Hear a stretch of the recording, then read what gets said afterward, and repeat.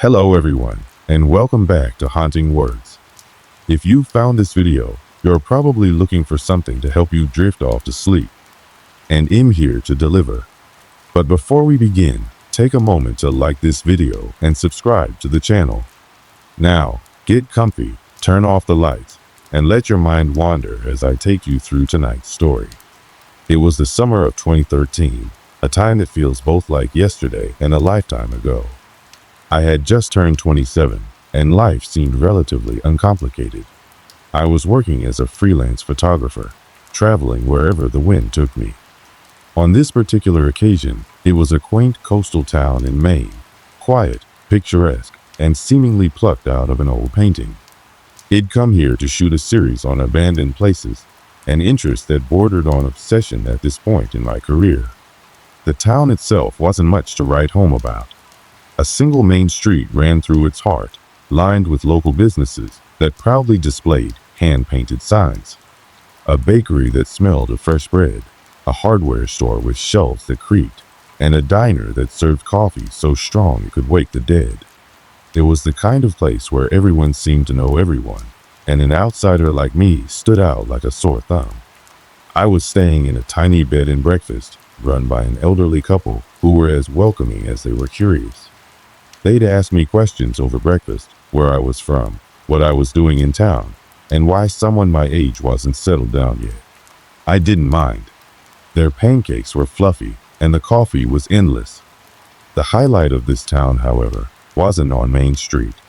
It was a lighthouse that stood about 3 miles outside of town, perched precariously on a rocky cliff that jutted out into the Atlantic Ocean. Locals called it Grim Cape Light. The name alone was enough to pique my interest, and I made it my mission to explore and photograph it. The lighthouse had been decommissioned decades ago, its light extinguished and its keeper's quarters abandoned. The townsfolk had plenty to say about it, though. Stories about the lighthouse ranged from the mundane ghosts of sailors who had crashed on the rocks below, to the downright bizarre, like the idea that the light itself had a mind of its own. I didn't put much stock in these stories at the time. After all, people love to exaggerate, especially in small towns where entertainment is scarce. For me, it was another location to photograph, and perhaps a chance to enjoy some solitude. Little did I know, I wouldn't be as alone as it thought. Before setting out for Grim Cape Light, I prepared my gear meticulously. My camera bag was packed with lenses, a sturdy tripod, and enough batteries to last through the night. It decided to shoot the lighthouse at dusk, hoping to capture the dramatic interplay of light and shadow as the sun dipped below the horizon. The walk to the lighthouse was uneventful, but it gave me time to soak in the scenery. The path was overgrown, winding through dense clusters of pine trees that swayed gently in the salty breeze. I could hear the distant crash of waves against the cliffs, a constant reminder of how close I was to the ocean. When the lighthouse finally came into view, it was both exactly what I had pictured and nothing like it imagined. Its white exterior was streaked with black from years of neglect, and the glass panes of its lantern room were either shattered or covered in grime. The structure seemed to loom over the landscape, casting long, jagged shadows that stretched toward me like skeletal fingers. I set up my tripod at the edge of the cliff, positioning it to frame the lighthouse against the backdrop of a crimson sky. As I adjusted the settings on my camera, I felt an odd sense of calm. There was something serene about this place, despite its eerie reputation. As the sun dipped below the horizon, casting the lighthouse in a silhouette of shadows against the blood-red sky, I felt an inexplicable weight settle over the place. It wasn't oppressive, not yet, but it was noticeable, a quiet tension, like the stillness before a storm. I told myself it was just the atmosphere, a combination of the encroaching night and the isolation of the cliffside. I had been snapping photos for about 20 minutes when I noticed something odd. It started with the sound, faint at first, almost indistinguishable from the wind and the waves crashing against the rocks below. It was a rhythmic tapping, like the gentle knock of something against glass. At first, I assumed it was coming from the lighthouse itself. The old building was weathered and worn, and maybe a loose shutter was banging against the window frame, Or perhaps it was the wind rattling through the broken panes of glass in the lantern room. It was easy enough to explain away. But as I listened, the tapping grew more deliberate, more precise, as if someone or something was trying to get my attention. I lowered my camera and glanced toward the lighthouse. Its weathered exterior glowed faintly in the last remnants of daylight, but nothing seemed out of place. The windows were dark, the door firmly shut. Still, the sound persisted, growing louder and more insistent. "Must be the wind," I muttered under my breath, though even as I said it, I didn't fully believe it. Determined to ignore the noise, I focused on my photography. I adjusted the aperture on my camera, framed the shot, and pressed the shutter. But just as the click of the camera echoed in the silence, I saw something, or thought I did, through the viewfinder. A shadow! It was fleeting, barely there, but unmistakable. A dark figure had moved past one of the upper windows of the lighthouse, vanishing almost as quickly as it had appeared. My finger froze on the shutter button, and I felt a cold prickle run down the back of my neck. I pulled the camera away from my face and squinted up at the window. Nothing. The glass was dark, reflecting only the fading light of the sky. Maybe it had been a trick of the eye, a shadow cast by the trees behind me, or the movement of a bird passing by. That's what I told myself anyway. But the tapping sound didn't stop. If anything, it grew louder, more insistent, as though daring me to investigate. Against my better judgment, I slung the camera strap over my shoulder and approached the lighthouse. The closer I got, the more unsettling the sound became. It wasn't random anymore. It had a rhythm, a pattern, almost like Morse code. Tap, tap, tap. Pause. Tap, tap. Tap, tap, tap. By the time I reached the base of the lighthouse, the sound had stopped altogether, replaced by an almost deafening silence. No wind, no waves, just the sound of my own breathing and the crunch of gravel under my boots. I placed a hand on the weathered wooden door, half expecting it to creak open on its own, but it didn't budge. Locked. Relieved, I stepped back and glanced up at the windows again. They were just as dark and empty as before. Maybe he'd been imagining things, letting my own nerves get the better of me. As I turned to head back to my tripod, I heard it again, the tapping. But this time, it wasn't coming from the lighthouse. It was behind me. I whipped around, my heart hammering in my chest, but there was nothing there. Just the cliff's edge, the dark expanse of ocean, and the faint outline of my tripod in the distance. "Okay, time to wrap this up," I muttered, my voice sounding small and uncertain against the vast emptiness around me. I hurried back to my camera, trying to shake the unease that clung to me like a second skin. But as I reached for the tripod, I noticed something else, something that made my stomach drop. My camera, which I had left pointed at the lighthouse, was now facing the opposite direction, its lens aimed squarely at the ocean. At first, I thought maybe it bumped it when I walked away, but the tripod was sturdy, weighted down to withstand gusts of wind. It hadn't budged all evening. My hands trembled as I adjusted the camera back to its original position, but even as I did, I couldn't shake the feeling that I was being watched. The rest of the shoot passed uneventfully, though I was painfully aware of every sound, every flicker of movement in my peripheral vision. By the time I packed up my gear and started the walk back to town, night had fully descended, and the lighthouse was nothing more than a faint outline against the starlit sky. As I trudged through the overgrown path, I kept glancing over my shoulder, half expecting to see something. I didn't know what, exactly, but the feeling of being watched hadn't left me.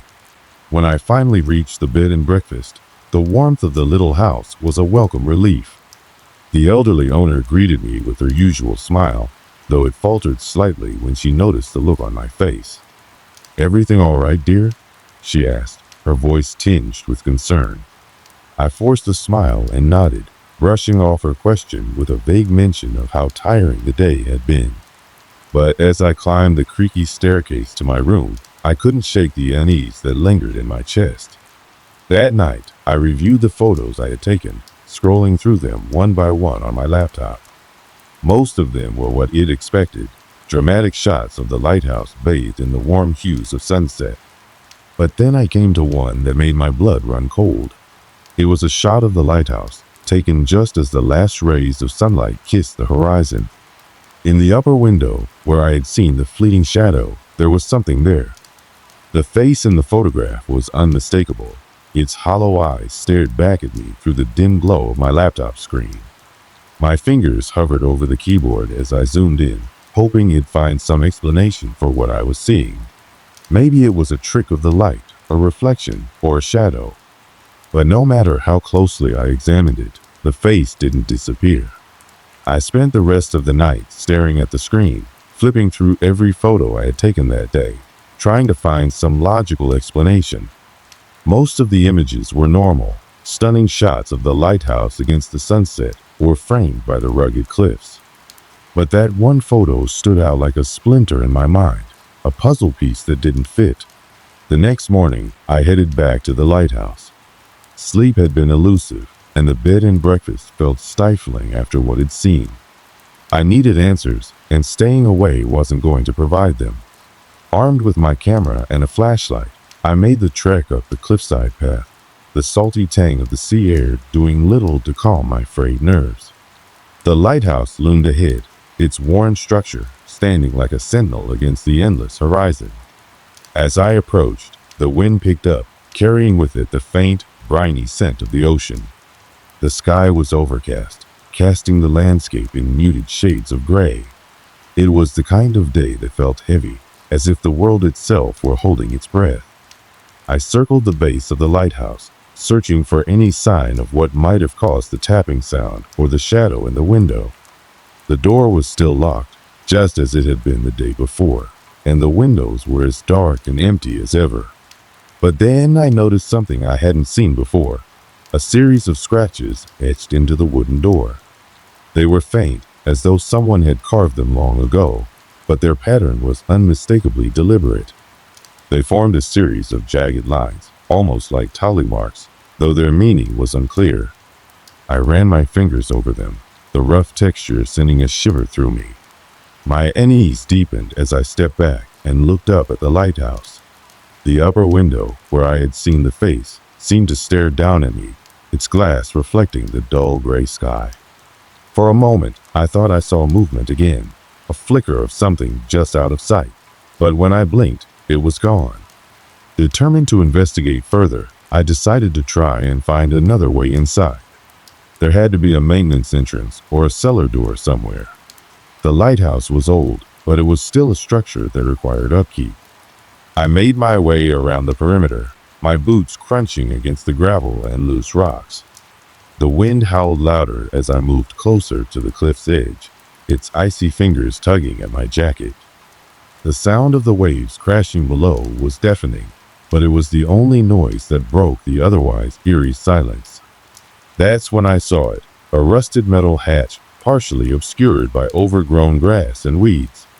It was small and unassuming, set into the ground near the base of the lighthouse. I knelt down and tugged at the handle, which resisted at first, but eventually gave way with a groan of protest.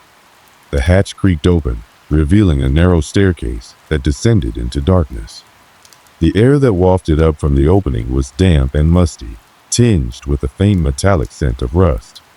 I hesitated for a moment, the beam of my flashlight cutting through the gloom, illuminating the rough stone walls of what appeared to be a cellar. Taking a deep breath, I descended the stairs, the sound of my footsteps echoing in the confined space.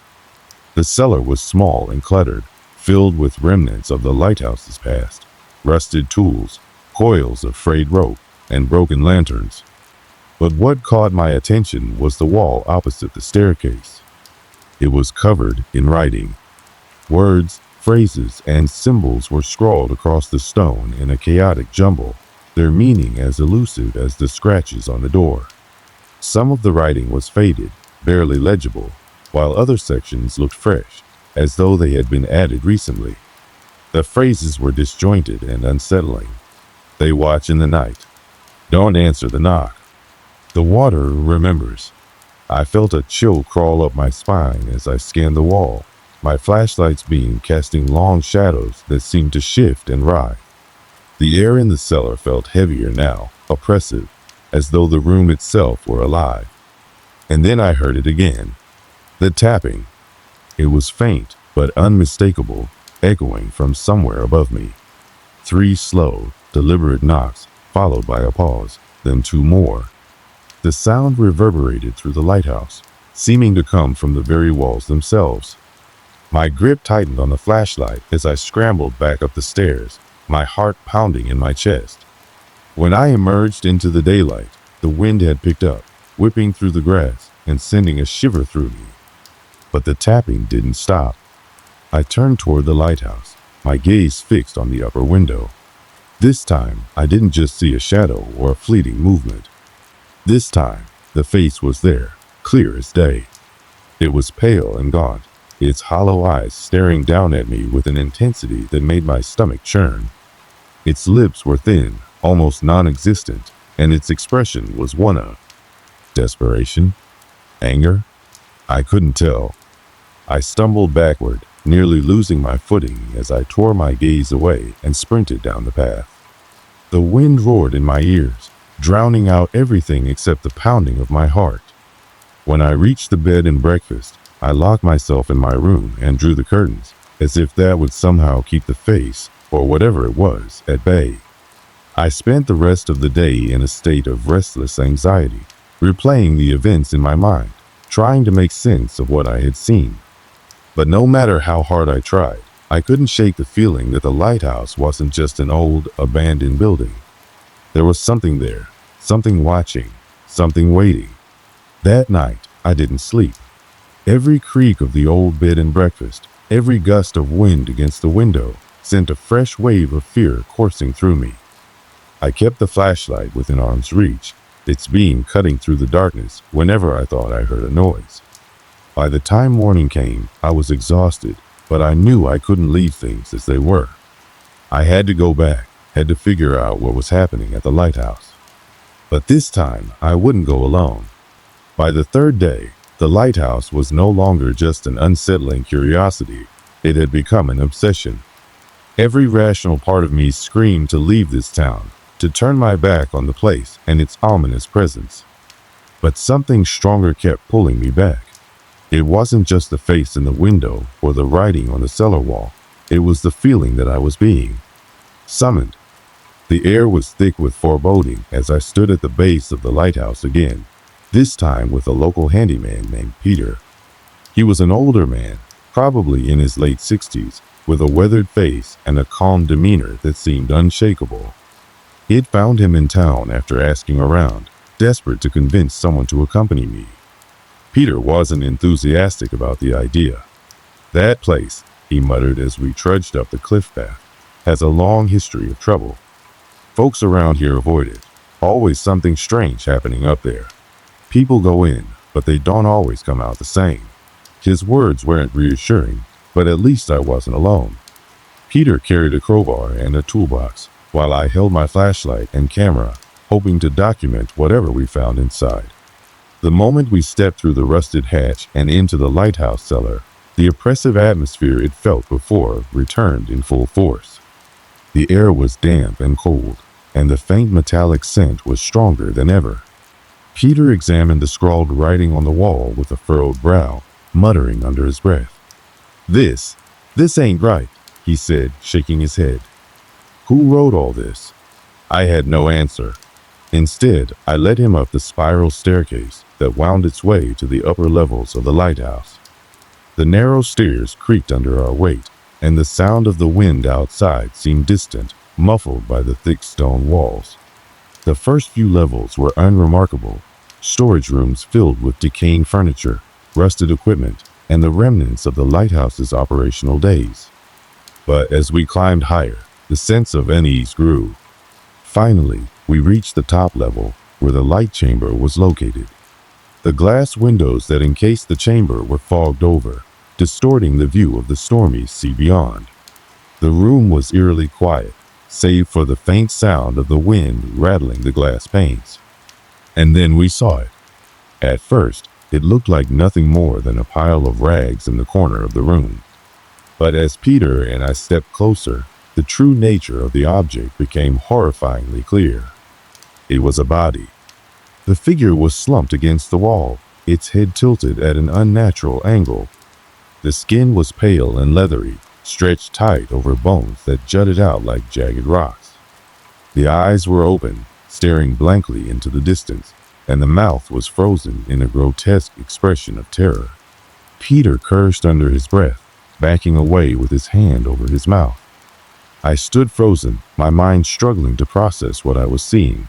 The body looked ancient, as though it had been there for decades, yet there was no sign of decomposition, no smell, no decay. But the worst part was the hands. They were covered in deep scratches, the nails broken and bloodied, as if the person had been clawing at something in desperation. My gaze drifted to the wall behind the body, where more writing was scrawled in jagged, uneven lines. "The light deceives. Do not look." A cold shiver ran down my spine as I read the words. I turned to Peter, who was pale and visibly shaken. "We need to leave," he said, his voice trembling. Now, but before we could move, the tapping started again. It was louder this time, echoing through the room with a rhythmic intensity that made my heart race. 3 knocks, a pause, then 2 more.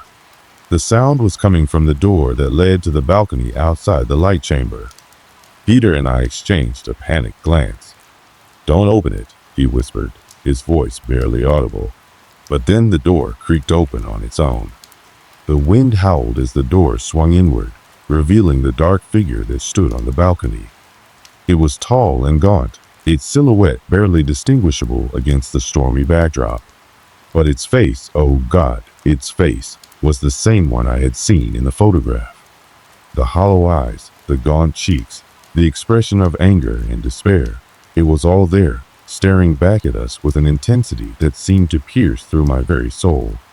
Peter stumbled backward, nearly tripping over the body on the floor. "What the hell is that?" he shouted, his voice cracking with fear. I couldn't speak. My throat was dry, my heart pounding so hard it felt like it might burst out of my chest. The figure stepped forward, its movements unnaturally fluid, almost as if it were gliding rather than walking. And then it spoke. Its voice was low and guttural, echoing in a way that seemed to come from everywhere and nowhere at once. The words were incomprehensible at first, a jumble of sounds that didn't make sense. But as it continued, the message became clear. The light must remain unbroken. Peter grabbed my arm, yanking me toward the staircase. "We're leaving. Now," he yelled, his voice filled with panic. But as we turned to flee, the door slammed shut, trapping us in the room with the figure. The air grew colder, and the light in the chamber began to flicker, casting long, distorted shadows that danced across the walls. Peter was shouting something, but his words were lost in the chaos. The figure stepped closer, its hollow eyes boring into mine. And then, everything went dark. The light in the chamber went out completely, plunging us into total blackness. The sound of the wind stopped, replaced by an eerie silence that was almost deafening. I felt a hand grip my arm, Peter's, I assumed, and then the sensation of being pulled forward. When the light finally returned, we were no longer in the chamber. We were outside, standing at the base of the lighthouse, the storm still raging around us. Peter was gasping for breath, his face pale and his hands trembling. What just happened?" I stammered, my voice barely audible over the wind. Peter shook his head, his expression one of sheer terror. "We're not going back," he said firmly. "Ever." And with that, we stumbled back down the cliff path, the lighthouse looming behind us like a dark specter. The storm had subsided by the time Peter and I reached the edge of town, but the sense of unease lingered like a heavy fog. Neither of us spoke as we stumbled into the small diner by the main road, our clothes soaked and our faces pale. The hum of fluorescent lights and the clinking of plates seemed like a stark contrast to the horrors we had just encountered. Peter slumped into a booth, his hands trembling as he poured himself a cup of coffee. His usually steady demeanor was shattered, and I could see the fear etched into every line of his face. I sat across from him, staring blankly at the table, my mind racing to make sense of what had happened. What do we do now? I finally managed to ask, my voice hoarse. Peter shook his head, his eyes fixed on his coffee cup. We don't do anything, he said, his voice low and firm. We leave this place, and we don't look back. Whatever's in that lighthouse. It's not for us to understand. I wanted to argue, to demand answers, but deep down, I knew he was right. Whatever force was at work in that lighthouse was beyond our comprehension. It wasn't something that could be fought or reasoned with. As we sat in silence, the diner's door swung open, and a familiar figure walked in. It was Claire, the elderly librarian who had first mentioned the lighthouse's dark history. She froze when she saw us, her expression turning to one of concern. You two look like you've seen a ghost, she said, sliding into the booth next to Peter. What happened? Peter hesitated, glancing at me before speaking. We went to the lighthouse, he said simply. Claire's face fell, her eyes widening with a mixture of fear and anger. You shouldn't have gone there, she said, her voice trembling. That place, it's cursed. Everyone in this town knows to stay away. I leaned forward, desperation creeping into my voice. What is it, Claire? What's really going on in that lighthouse? She hesitated, her gaze shifting to the window as though she were afraid of being overheard. After a long pause, she sighed and began to speak. The lighthouse was built over 100 years ago, she said.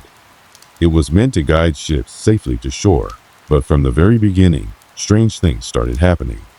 The first keeper disappeared without a trace, and the one who replaced him went mad, claiming the light was whispering to him. She paused, her hands clasped tightly in her lap. Over the years, more and more people vanished or went insane after spending time there. Some said the light was cursed, that it showed people things they weren't meant to see. Others believed it was a gateway to somewhere else. Peter scoffed, though his voice lacked conviction. A gateway? To what? Claire shook her head. No one knows, but whatever it is, it's not of this world. And the more people mess with it, the stronger it gets. Her words sent a chill down my spine. I thought of the writing on the walls, the figure on the balcony, and the way the light had gone out, plunging us into darkness. Has anyone ever tried to destroy it? I asked. Claire nodded. Years ago, a group of men tried to tear it down. They brought dynamite and tools, determined to end the curse once and for all. But before they could finish, a storm rolled in, one of the worst this town has ever seen. When it was over, the lighthouse was still standing, and the men were never seen again. Peter muttered a curse under his breath, shaking his head. So we're just supposed to live with it? Pretend it doesn't exist? Claire's expression softened. Sometimes that's all you can do, she said. There are forces in this world that we can't fight. All we can do is stay out of their way. The conversation left us with more questions than answers, but one thing was clear. The lighthouse was something best left alone. The next morning, I packed my things and prepared to leave town. I couldn't stay, not after everything that had happened. As I loaded my car, Peter approached me, his face still pale, but his demeanor more composed. You're really leaving? He asked. I nodded. Yeah, I've had enough of this place. She nodded, his gaze shifting to the distant silhouette of the lighthouse on the cliff. Good. That's probably for the best. I hesitated before speaking. What about you? Are you staying? Peter shrugged. This is my home. Always has been. But it'll be steering clear of that lighthouse from now on. We shook hands, and I got into my car, driving away from the town and its dark secrets.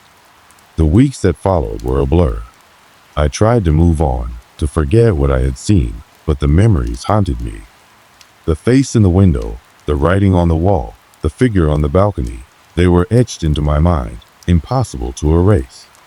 I tried researching similar occurrences, hoping to find some explanation for what I had experienced.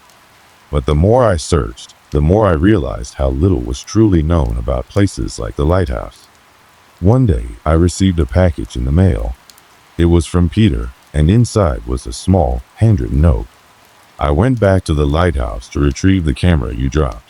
The photos are unsettling, but they're proof of what we saw. Use them wisely. Along with the note was a stack of printed photographs. They were grainy and distorted, but the images were unmistakable.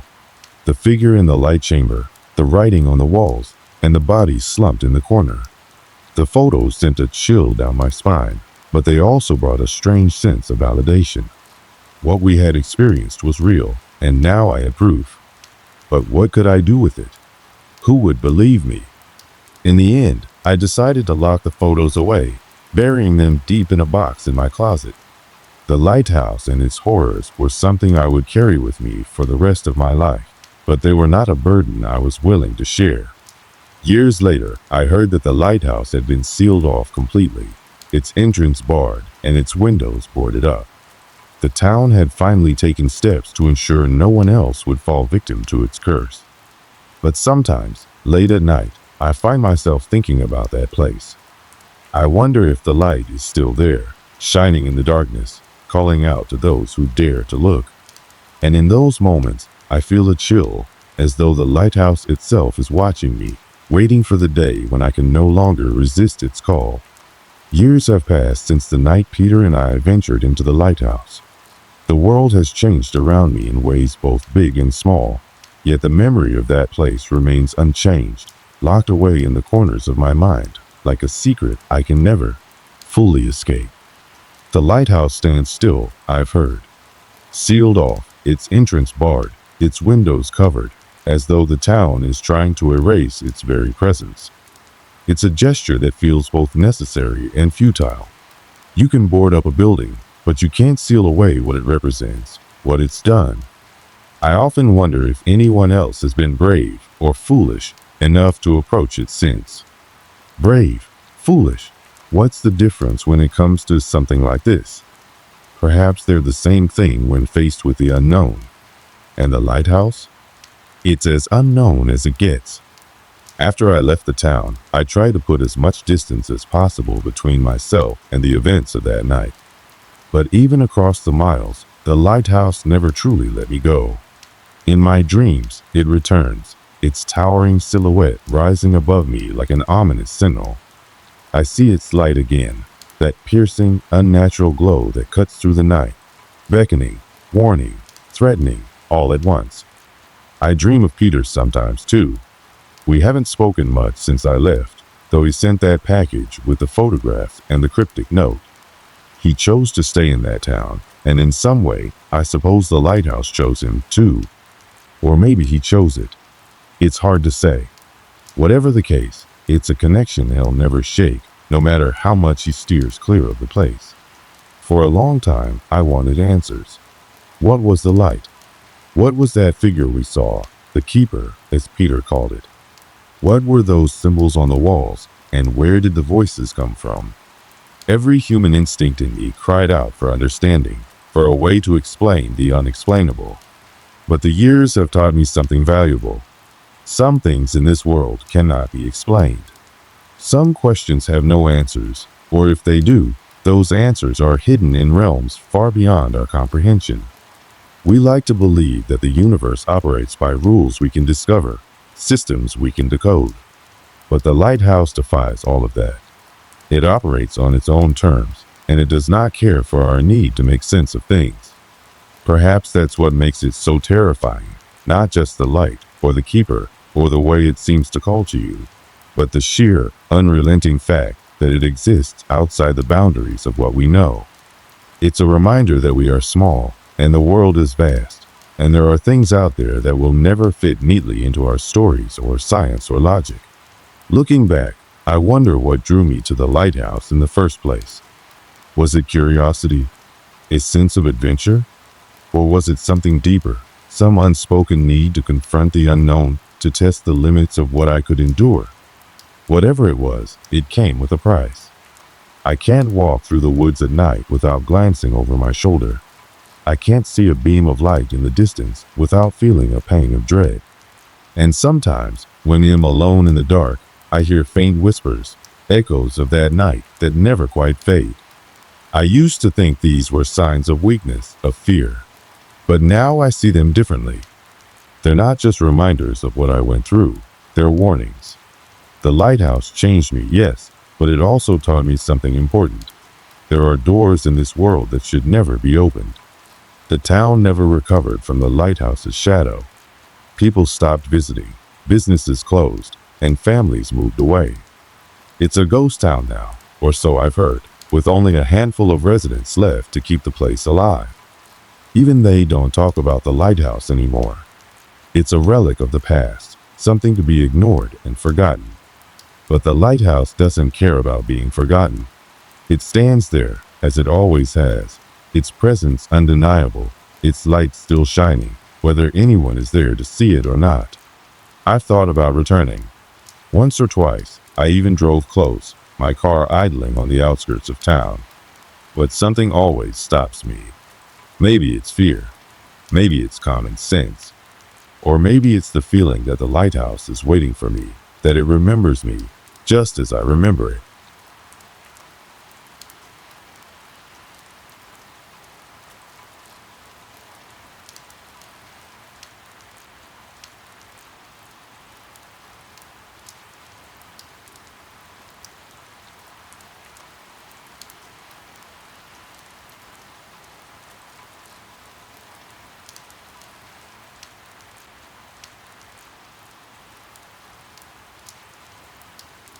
This happened a few years ago when I was working as a security guard at an old, abandoned hospital on the outskirts of town. The building had been shut down for years due to the decline in patient numbers and increasing maintenance costs, and the town decided it was best to just let it sit unused. But like most old, empty places, there were rumors that the hospital was haunted. Now, I wasn't the type to buy into ghost stories or urban legends, but I could feel something was off as soon as I set foot inside. I had been working the night shift for a few months by the time I began noticing things. But let me back up a bit. I worked in a small security office located right near the hospital's main entrance. The hospital itself was an enormous, decaying structure with long, dark hallways and old, creaky floors. I spent most of my time sitting in the office, watching the monitors, but there were times when I had to walk the premises to make sure everything was locked up tight. The hospital had been built decades ago, back when the town was booming. It had seen its fair share of medical triumphs and tragedies. Doctors, nurses, and patients came and went, their lives intertwined with the sterile walls that now stood quiet and forgotten. As a security guard, my job was simple. I was to patrol the building and make sure no one broke in or vandalized the place. I had the usual routine: check the main floor, go up to the second floor, and then the third, and then repeat. It was the same thing night after night. But something about this hospital gave off a strange, unsettling vibe, especially at night. I'd often hear noises, like footsteps, echoing through the empty halls, but I always assumed it was just the building settling. You know, the typical sounds you'd expect from an old, abandoned structure. Still, there was something different about this place. The air always felt colder than it should be, no matter how high I cranked the thermostat in the office. The fluorescent lights would flicker in certain spots, casting long, eerie shadows on the walls. And sometimes, late at night, I could swear I'd see something move in the corner of my eye. But when I looked, there was nothing there. It was during one of these long nights, walking the third floor, when I had my first real experience that made me question everything. I wasn't alone in that building, that's for sure. But in the beginning, I wasn't sure what it was. A feeling? A presence? I couldn't tell, but whatever it was, it made my skin crawl. Before I get ahead of myself, let me introduce you to my team. There were 3 of us total: me, another guy named Derek, and Tanya.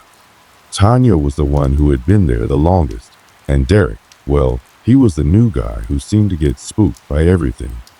We would sometimes pass the time talking in the security office when things were slow. Derek wasn't one to keep his thoughts to himself, and he often brought up strange occurrences in the hospital. At first, I brushed it off. But after a while, I started paying attention to his stories. They were strange, to say the least. "Man, I swear I saw someone on the second floor last night," Derek would say, his eyes wide with unease. "I was walking down the hallway, and I saw a figure standing at the end of it. When I looked away for a second and turned back, it was gone." Like that.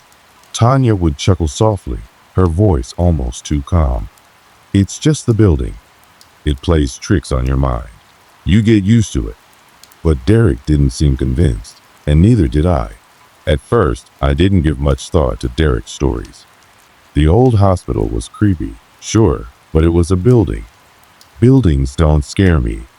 It was the perfect setup for an easy night's work, though. The city was always quiet at night, and the patients that had once filled the hospital were long gone, leaving only the ghosts of their stories behind. It was the kind of place where you could hear the silence more than you could hear the noise. I had worked my shift like I always did, checking the cameras, making sure the doors were locked, and making the rounds through the empty halls. I felt the usual sense of isolation, but this night felt different. As I passed by the rooms that once housed the ill, I noticed something odd. A few of the doors that should have been shut were ajar, just slightly, as if someone had recently passed through them. But there were no signs of movement, and the building was as empty as it always had been. I thought nothing of it. Maybe Derek had been walking around, or perhaps one of us had forgotten to close them all the way. It wasn't until I was walking past the old surgical wing that things started to feel off. The air felt thicker, heavier, as though something was pressing in from all sides. And then I heard it. Faint, but unmistakable. The sound of a faint tapping, almost like nails on the floor. I froze. I strained my ears, listening closely. The tapping stopped, only to start up again, closer this time. My heart began to race. The lights above me flickered, casting long, wavering shadows that seemed to move with a life of their own. I was used to the flickers, happened all the time, but the sound of the tapping? That was new. I turned around, scanning the dark hallway. Empty, as it always was. But something inside me told me that I wasn't alone. I quickly moved back to the office, trying to shake the feeling of being watched. But even after that, the tapping continued, faintly echoing through the corridors of the hospital. That night, I couldn't shake the uneasy feeling. Something was in there with me, and it wasn't just my imagination. Something was waiting, lingering, inside those walls. I didn't talk to Derek or Tanya about it, not at first. But I would soon realize that I wasn't the only one who'd felt it. The night had started just like any other. I clocked in for my usual shift, grabbed my flashlight, and made my way to the security office. Derek had already arrived earlier, his lanky frame slouched behind the desk, his eyes glued to the monitors as he tried to stay alert. Tanya was nowhere to be seen, but I figured she was somewhere making her rounds. The hospital was quiet, too quiet, like it always was, but tonight there was something different in the air. It was subtle at first, the kind of thing you might dismiss if you weren't paying attention. I grabbed a coffee from the break room and took a seat beside Derek. He didn't acknowledge me, his focus completely on the monitors in front of him. I glanced at the screen. There was no movement, just the usual static shots of dark, empty hallways. "Long night?" I asked, more out of habit than curiosity. Derek shrugged without taking his eyes off the screen. "Yeah, same as usual. Just weird. You ever notice how the place seems colder lately?" I froze mid-sip. The chill had been noticeable to me too, but I didn't think much of it. Hospitals, especially old ones, are known to have temperature fluctuations. It could have been the building settling. But Derek was right. There was an unmistakable drop in temperature, even for an old structure like this. It wasn't just the thermostat. "Yeah, I felt it," I said. "But it's probably just the air conditioning acting up." He nodded, but still looked uneasy. "Maybe. But, I keep hearing things at night. Like whispers. Low voices. It's always when I'm in the older parts of the building." I try to brush it off. It's probably just the pipes. This place is falling apart. But Derek didn't look convinced. There was something in his eyes that told me he wasn't just imagining things. Still, I didn't want to dwell on it. We were security guards, not ghost hunters. It was just an old building playing tricks on our minds. The night passed slowly, and the unease that had settled in my stomach grew heavier. The tapping sound had stopped, but something else was there. I couldn't put my finger on it. Every now and then, it'd catch a flicker of motion on the monitors, something darting across the screen in the corner of my vision. But when I looked at the footage more closely, it was always nothing. Just shadows. Around midnight, Tanya showed up. She looked as calm as ever, but there was something off about her, something that made her seem more alert than usual. She walked into the office without saying a word, took a seat at the desk, and stared at the screens. "Quiet night?" she asked, her voice crisp and professional. "Yeah, too quiet," I replied, though I couldn't shake the feeling that something was just waiting to happen. Derek hadn't said anything since his earlier comment. He seemed lost in his thoughts, and I could see the tension in his posture. Tanya noticed it too. "What's going on?" she asked, her voice softer now. "You two seem jumpy." "I don't know. It just feels off tonight," I said, glancing over at Derek, whose eyes were now darting around the room. "Off?" Tanya raised an eyebrow. "It's just an old building. It gets in your head after a while. Trust me, I've been here long enough to know." But Derek was having none of it. He stood up suddenly, his chair scraping loudly against the floor. "I'm going to check on something." Without waiting for a response, Derek left the office and headed for the stairwell that led to the second floor. Tanya and I exchanged a glance, both of us clearly unsettled by Derek's sudden outburst. "I'll go with him," I said, standing up to follow him. Tanya didn't protest. She just nodded, her eyes following Derek's retreating figure. We made our way through the dark, narrow hallways, the sound of our footsteps echoing loudly in the silence. The hospital seemed more alive than ever, the shadows stretching unnaturally in the dim light. As we approached the stairwell, I couldn't shake the feeling that someone, or something, was watching us. We reached the second floor, and Derek was standing in the middle of the hallway, staring at one of the rooms. I walked up to him, placing a hand on his shoulder. "Hey, what's going on?" I asked. Derek's face was pale, his eyes wide with fear. I heard something from in there." He pointed to one of the rooms, a dark, abandoned space that hadn't been used in years. There was no sign of life, nothing but the dust and decay of forgotten time. I frowned. "What do you mean?" "Heard what?" "I don't know," Derek stammered. "It sounded like footsteps. Someone was walking around in there, but when I looked, no one was there." I felt a chill run down my spine, but I didn't want to give in to the fear creeping up on me. "It's probably just the pipes or the wind. This place is falling apart, man." But Derek didn't seem convinced. "You don't get it. It was like someone was standing right there." Tanya stepped forward, her voice calm and authoritative. "We've been over this. It's just an old building playing tricks on us. Let's go back to the office." We tried to calm him down, but Derek wasn't having it. He stood frozen in the hallway, staring into the dark room. I could see the sweat beading on his forehead. "Derek, let's go." "Now," I said, my voice firm. Finally, he snapped out of it, but as we turned to leave, I heard something, a faint whisper, coming from the room behind us. I froze in place, my heart racing. I looked back at Tanya, who looked as confused as I felt. "What was that?" I whispered, my voice barely audible. Tanya's eyes darted nervously toward the room. "I don't know. Let's just get out of here." We hurried back to the office, and once we were inside, the tension in the air felt unbearable. The normal hum of the building, the sounds of the air conditioning, the flicker of lights, all of it seemed louder now, more oppressive. Derek sat down in a chair, his face pale and his eyes wide, still haunted by whatever had heard on the second floor. Tanya tried to reassure him. "It's okay. It's just the building playing tricks. Nothing's here. But I wasn't so sure. Later that night, after Tanya had gone to check on the first floor, I stayed behind in the office with Derek. I watched him for a while, his nervous energy palpable.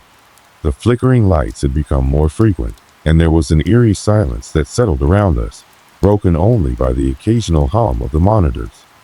Do you think we're really alone here?" Derek asked, his voice barely above a whisper. I didn't have an answer. Something about that question made my blood run cold. I wasn't sure if it was fear or a strange kind of curiosity that stirred inside me, but one thing was clear. Something was wrong in this hospital. Something that wasn't just in our heads. The days that followed Derek's unsettling experience on the second floor seemed to drag on, but the unease only grew. The building felt heavier, like it was holding something back, something waiting for the right moment to be released. I noticed it most when I walked the hallways at night, how the walls seemed to press in closer, how every sound felt too sharp, too sudden. The air itself felt thick, dense with a quiet tension. Even the lights flickered more often now, not just the dim ones in the hallways, but the overheads in the break room, in the stairwells. It was as if the building itself was starting to lose its fight against whatever was inside. It was no longer just Derek who was on edge. We all felt it.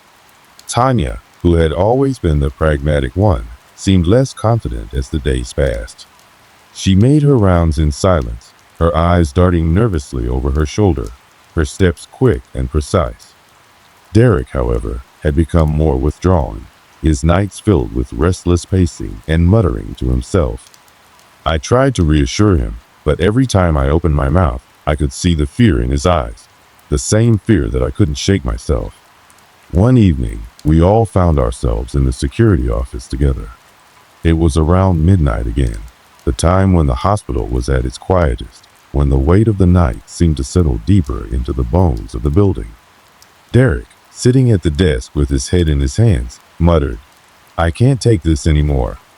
I keep hearing things. Not just footsteps, voices, whispers, like something is trying to communicate with me." Tanya let out a long sigh, her fingers tapping rhythmically on the desk. "You're not the only one. I've been hearing strange noises too. In the old part of the hospital, in the hallways. It's like the building is alive." I leaned back in my chair, trying to hold it together, but even I couldn't deny the growing sense of dread that had begun to seep into everything.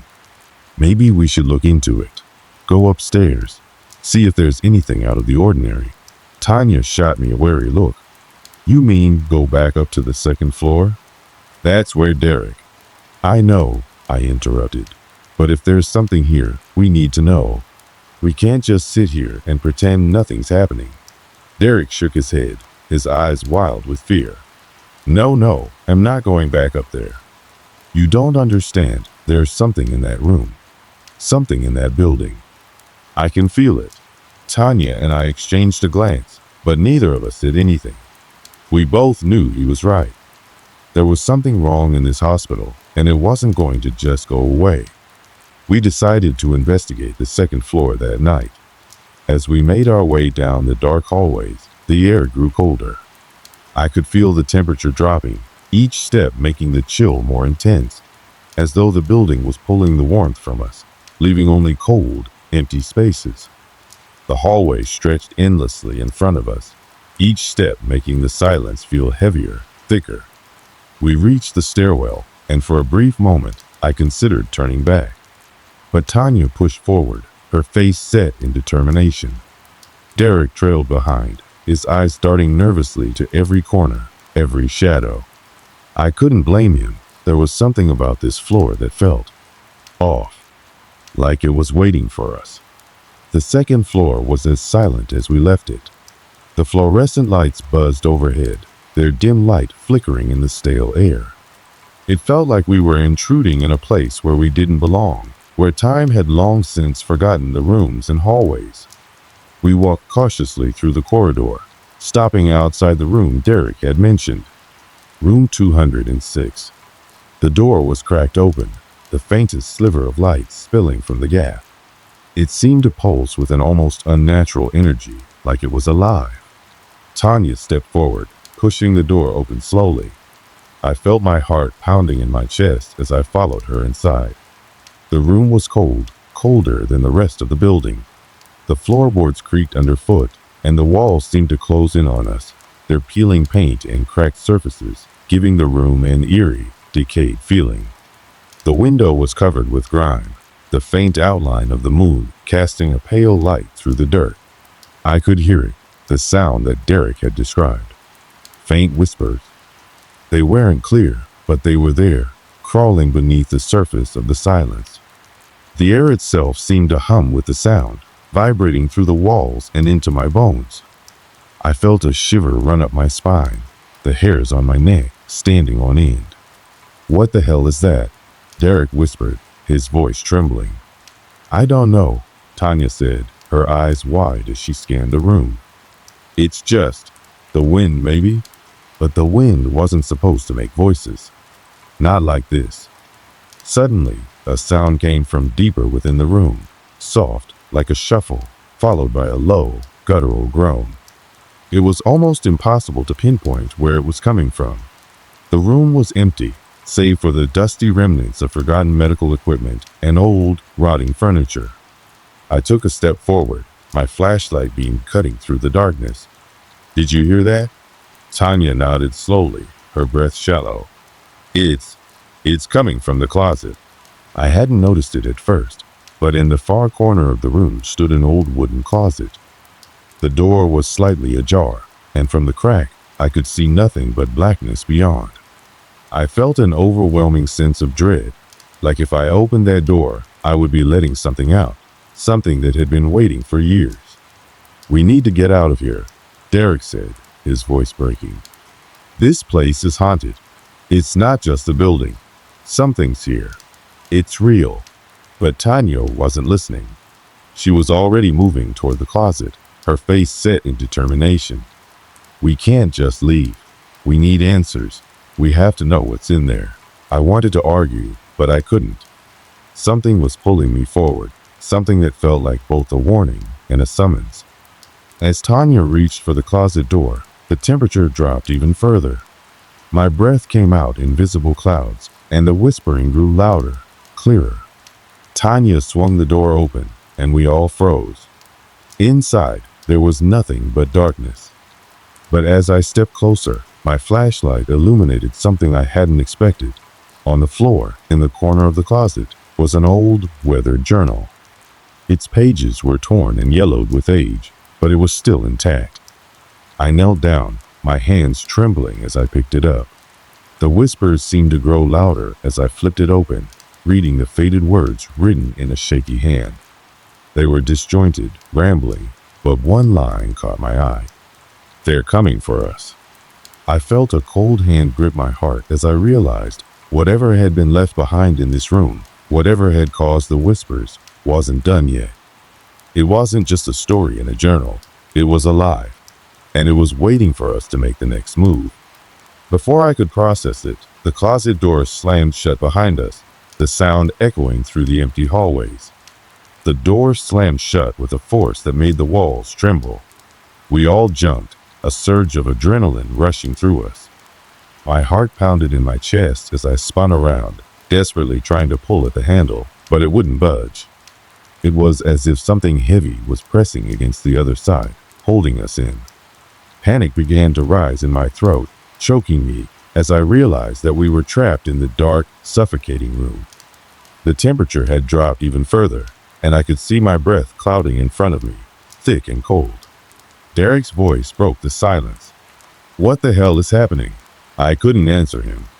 My mind was racing, struggling to process the overwhelming fear that had descended upon us. My fingers fumbled around the door, pushing, pulling, but it was useless. It was as if the room itself had a grip on us, keeping us from escaping. Tanya was pacing behind me, muttering to herself, her face pale, her hands trembling. "We need to get out of here," Derek shouted again, slamming his shoulder against the door. His eyes were wide with panic, and his face was flushed with fear. But even as we struggled, something else was happening, something worse. The whispering, which had been a faint background noise up until this point, had grown louder, more insistent. It wasn't just in the walls anymore. It was all around us. The voices were clearer now, though they still didn't make sense. They were an incoherent jumble, overlapping, but each word felt like a cold hand brushing against my skin. Then I saw it, something moving in the shadows of the room, something that wasn't supposed to be there. At first, it was just a flicker, a subtle shift in the darkness. But then it emerged fully, tall, thin, its limbs unnaturally long, its body a silhouette against the faint glow of the moonlight creeping through the dirty window. I froze. My stomach dropped. My entire body was filled with dread as the figure stepped forward, its face hidden in the shadows, but its presence was undeniable. It was as if the room itself had taken on a life of its own, something twisted and malevolent. Tanya screamed, stumbling backward as the thing reached out with its long, bony fingers. I couldn't move. My legs felt like they were made of lead, my body frozen in place. The air seemed to thicken around us, pressing in, making it harder to breathe. I could hear the faint scraping of nails on the floor, dragging closer, and the whispering grew louder, more frantic. It was a chorus of voices now, all speaking at once, and it was all I could do to try to make sense of the madness. "Get away from it," Derek's voice came through, snapping me out of my stupor. He was already backing away, his hands held in front of him in a protective gesture, but there was nothing to protect him from this thing, nothing that could keep it at bay. But it didn't matter. The figure didn't react to Derek's outburst. Instead, it took another step forward, and the temperature in the room plummeted further, the cold seeping into my bones, making every movement feel sluggish and heavy. My breath came out in sharp, shallow gasps, each one stinging my lungs like shards of ice. "Please, please." Tanya's voice was barely above a whisper, her eyes locked on the figure in front of her. She was shaking uncontrollably now, her body racked with fear. "What do you want from us? What are you?" The figure stopped in front of us, its features still hidden, but I could feel its eyes on me. I could feel the weight of its gaze, as though it was studying me, waiting. The air grew suffocating, and I thought I might suffocate right then and there. My pulse hammered in my ears, and the voices around us became deafening. They were no longer just whispers, they were shouts, screams, accusations. Words I couldn't understand, but that didn't stop the terror from creeping deeper into my soul.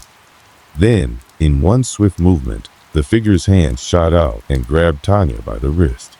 She gasped in pain, her body jerking violently as if the force of the grip was too much for her to bear.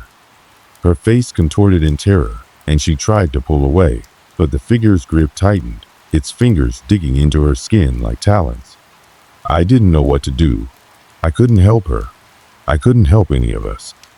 The horror was too much, too overwhelming. It was like everything I knew had shattered into 1,000 pieces, and all I was left with was the crushing weight of fear. Tanya's scream echoed in the room as the figure yanked her forward.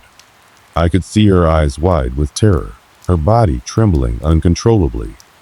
"Let her go," Derek shouted, lunging forward. But the moment he moved, the figure turned its head, and for the first time, I saw its face. It was worse than I could have imagined. Its face was hollow, gaunt, the skin stretched tight over the skull, giving it a macabre, skeletal appearance. Its eyes were black, dark, empty voids, like pits leading into nothingness. There was no humanity left in its gaze, only malice. Tanya screamed again, this time in pain as she fell to her knees, her body shaking uncontrollably, as if the very touch of this thing was draining the life from her. Derek and I rushed forward, but before we could reach her, the figure released its grip on her wrist, pushing her aside like she was nothing more than a ragdoll. The room seemed to spin. Everything was spinning. The darkness pressed in tighter, and the voices grew louder, angrier. I felt the weight of something heavy crashing down on me, my legs giving out from beneath me. I was falling, but I couldn't tell where I was going. My vision blurred as the air became thicker and harder to breathe. The figure loomed over us, its presence consuming every inch of the room. And then, everything went black. When I came to, I was lying on the cold floor of the hospital room, gasping for air. My head was pounding, my body aching, but as I opened my eyes, the figure was gone. The room was still and silent, the only sound being my own labored breathing. Tanya was lying on the floor beside me, her chest rising and falling in quick, shallow breaths. Derek was standing over us, his face pale, his eyes wide with terror. "What the hell just happened?" I whispered, my voice hoarse and weak. Derek shook his head, his mouth trembling. I don't know. But I don't think we're alone here. We never were." It was then that I understood. Whatever had been haunting this hospital, whatever had driven us to the brink of madness, was far from finished. The thing in the shadows was still there, waiting, and we had just unknowingly awakened it. The air was thick with tension, and it felt like the walls themselves were pressing in on us. The silence that followed the chaos seemed even more oppressive than the terrifying sounds we had just experienced. I felt my heart hammering in my chest, a steady thrum that refused to calm, each beat a reminder of the terror that still clung to the room. My thoughts were foggy, still disoriented from the darkness that had consumed me. Tanya, still trembling beside me, slowly sat up, her face ashen, her eyes wide and filled with a fear I couldn't quite understand. Derek was standing over us, his hands running through his hair, his breath coming in ragged gasps.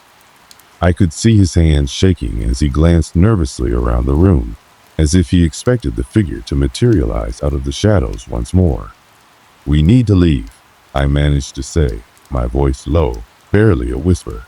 My throat felt raw from the screams I had held back, the panic that had threatened to choke me at every turn. Tanya didn't respond immediately. She just sat there, her eyes glued to the empty space around us, her body still rigid with fear. She hadn't said a word since the encounter, and I could see the shock on her face as she tried to process what had just happened. It was like she couldn't quite believe it, like she thought maybe she'd wake up from some nightmare. But this wasn't a nightmare. This was real. "Derek," I said again, my voice more insistent this time. "We need to get out of here. Now." He snapped his head around to look at me, his face a mixture of frustration and desperation. "How? How the hell are we supposed to leave? The doors are locked, and God knows what's lurking out there." He looked at Tanya and then back at me, his gaze full of dread. "I don't even know if it's safe to go out there. What if it's waiting for us?" I could feel the weight of his words hanging in the air. We had no idea what we were up against. We had no idea what that thing was, or if it would even stop hunting us if we tried to escape. But we couldn't stay here. We couldn't let that thing, whatever it was, get any closer. "Let's go for the windows," I suggested, my mind racing for any way out of this hellhole. "We can climb out, break the glass if we have to. We'll find a way." Tanya finally stirred, her eyes slowly shifting to meet mine. She looked broken, as if a part of her had been stripped away in that dark encounter. She spoke, her voice trembling. "I don't want to go back out there. I don't know what's waiting for us."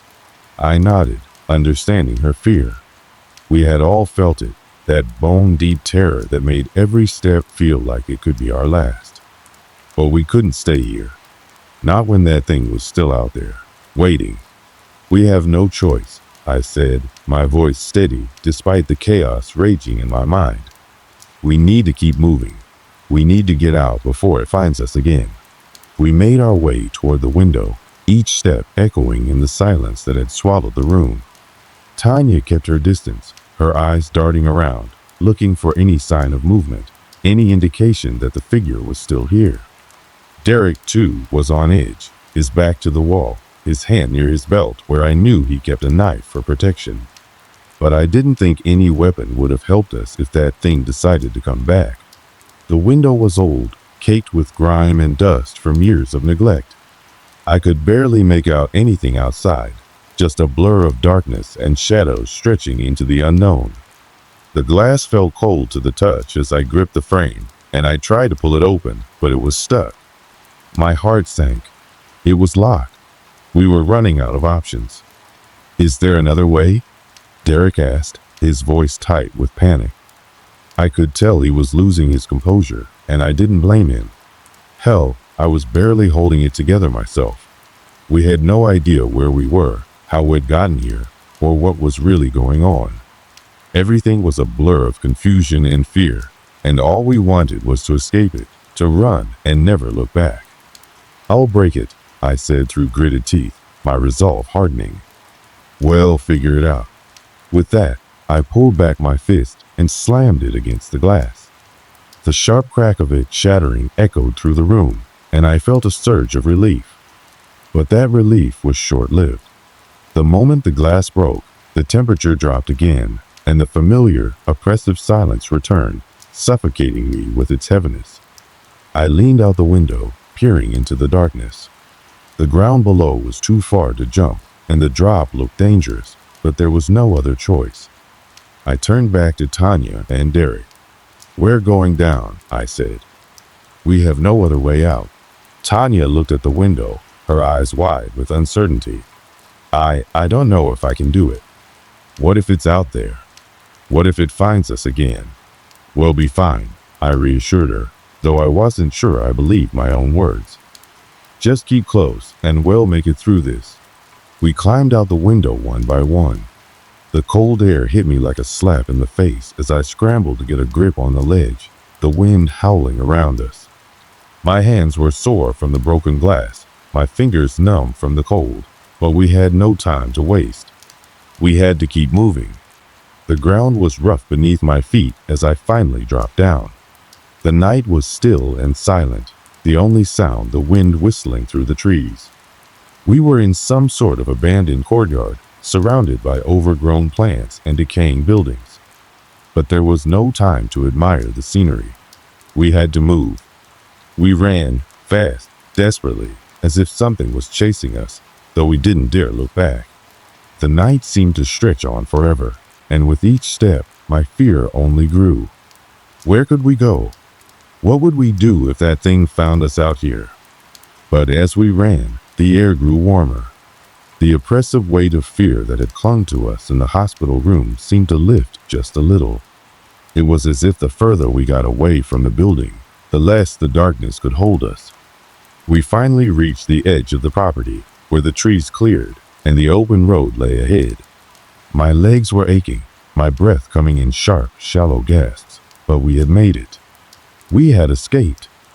As we stood there, catching our breath, Tanya spoke, her voice trembling. "What was that thing? What was it?" I didn't have an answer. There were too many questions, too many things we couldn't explain. But for the first time in what felt like forever, I allowed myself to breathe. The terror that had held us captive for so long was gone, for now at least. "We don't know," I said, my voice low. "But we're safe, for now." We all stood there, staring into the darkness, unsure of what came next. But one thing was clear. Whatever had happened in that hospital, whatever evil had taken root there, wasn't finished with us. It was still out there, waiting, watching. And even though we had escaped for the moment, the questions still lingered, haunting us. Would it come back for us? Would we ever be truly safe? We didn't know. But one thing was certain. We'd never forget what we had seen. And we'd never, ever return to that hospital again. As time passed after that terrifying night, we tried to put the experience behind us. The memories of the abandoned hospital, its dark hallways, the whispers of an unseen presence, and the terror that had gripped us, still haunted our dreams. But we tried to move forward, to return to normal life, whatever that meant. It wasn't easy. I'll never forget the way Tanya's eyes would widen whenever she passed an old building, or how Derek's gaze would flicker nervously when we entered places that felt too quiet. We had all been scarred by what had happened, each of us in our own way, and it was something we couldn't shake. No matter how hard we tried, The memories lingered like a shadow that followed us wherever we went. For weeks, I couldn't shake the feeling that something was watching me. It wasn't the same as the terror we had felt in the hospital, but it was there, just a lingering sense of unease, an awareness that something wasn't quite right. There were nights when I would wake up in the middle of the night, drenched in sweat, my heart pounding in my chest, the images of that dark figure flashing through my mind. I would sit up in bed, listening to the silence, hoping that it was just a dream, hoping that it was all over. But there were moments when I would catch a glimpse of something out of the corner of my eye. A shadow moving just beyond the reach of the streetlights, or a fleeting figure in the distance. I would turn, expecting to see nothing, but there was always that brief moment of doubt. I didn't know if it was just my mind playing tricks on me, or if some part of that night, was still out there, following us. Tanya moved away shortly after the incident. She couldn't shake the feeling that the place we had left behind was still too close, still too dangerous. She moved to a different city, as far away from the hospital as she could get, hoping that distance would be the key to forgetting. But I couldn't help but feel that she had been running from something more than just the building. She was running from the terror that had latched onto her, the fear that she couldn't outrun no matter how far she went. Derek stayed close by. We both tried to go back to our lives, to find some semblance of normalcy. But it was hard. It was impossible to ignore the fear that still gripped us, the unanswered questions that continued to eat away at our minds. What was that thing? Why had it targeted us? Was it still out there, waiting for us to slip up, to return? I never did go back to the hospital. Despite the desperate pull of curiosity, despite the need for answers, I couldn't bring myself to return.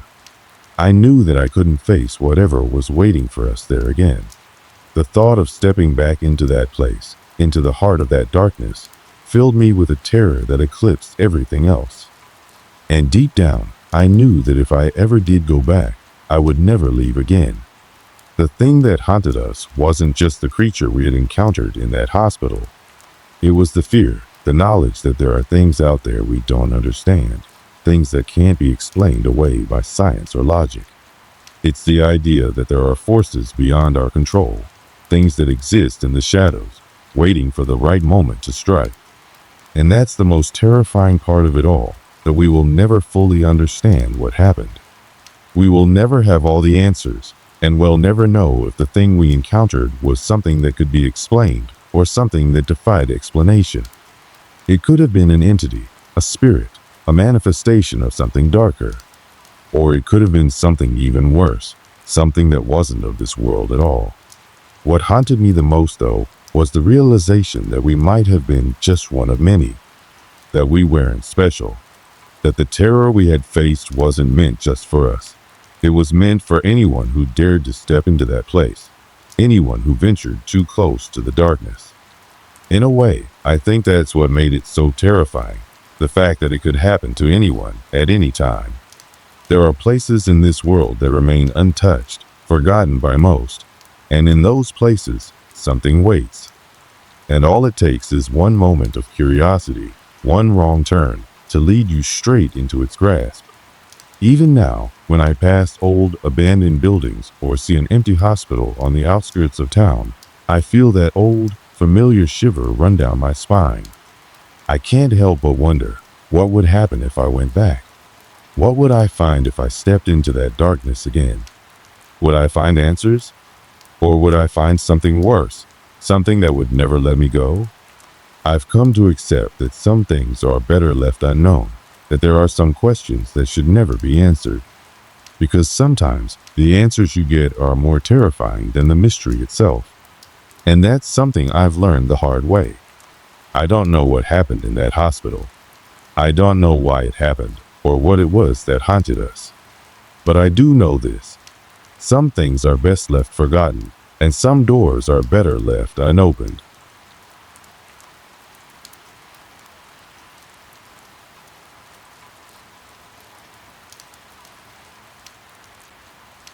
This happened a few years ago, when I was still living in a small town. It was a peaceful, almost sleepy place where everyone knew everyone else. There were old houses lining the streets, and the people were friendly, perhaps too friendly at times. The sort of town where you'd bump into your neighbors in the grocery store or spend a Sunday afternoon at the local park. Nothing out of the ordinary, really. But what made this place stand out wasn't the town itself. It was the forest just beyond the edge of town, a dense stretch of trees that seemed to go on forever. It had always been there, as far back as anyone could remember. People called it the Darkwood. At first glance, it looked like any other forest. Tall trees, thick underbrush, a quiet, calm atmosphere. But if you asked anyone who'd lived in the town for long enough, they'd all say the same thing. It wasn't a place to wander into. I didn't understand why. I grew up hearing rumors about the Darkwood, like how strange things happened to people who ventured too far into its depths. But, like most of us, I thought those stories were just that, stories. My group of friends and I would talk about it, but we always dismissed it as overactive imaginations and old superstitions. We were in our 20s, not children anymore. We didn't believe in ghosts or whatever else people said lived in those woods. One Saturday afternoon, after the last football game of the season, a few of us were hanging out at my house, just catching up. I remember the sun was setting, casting an orange glow across the living room as we talked. It had been a good game, and we were in high spirits. Everything was normal. Until it wasn't. It was then that my friend Mark brought up the Darkwood again. He had been up to his usual antics, trying to get everyone to do something spontaneous, like going out to a bar or taking a trip. But this time, he suggested something different. Why don't we go for a walk in the forest? It's been years since I've been out there, he said, grinning at the rest of us. I think everyone, including myself, had a brief moment of hesitation. We all knew about the Darkwood and had heard the stories. No one actually went there unless they had to, and the few times someone did, they came back. Changed. But none of us ever took it seriously. Why not? I said, trying to sound casual. It was just a forest, right?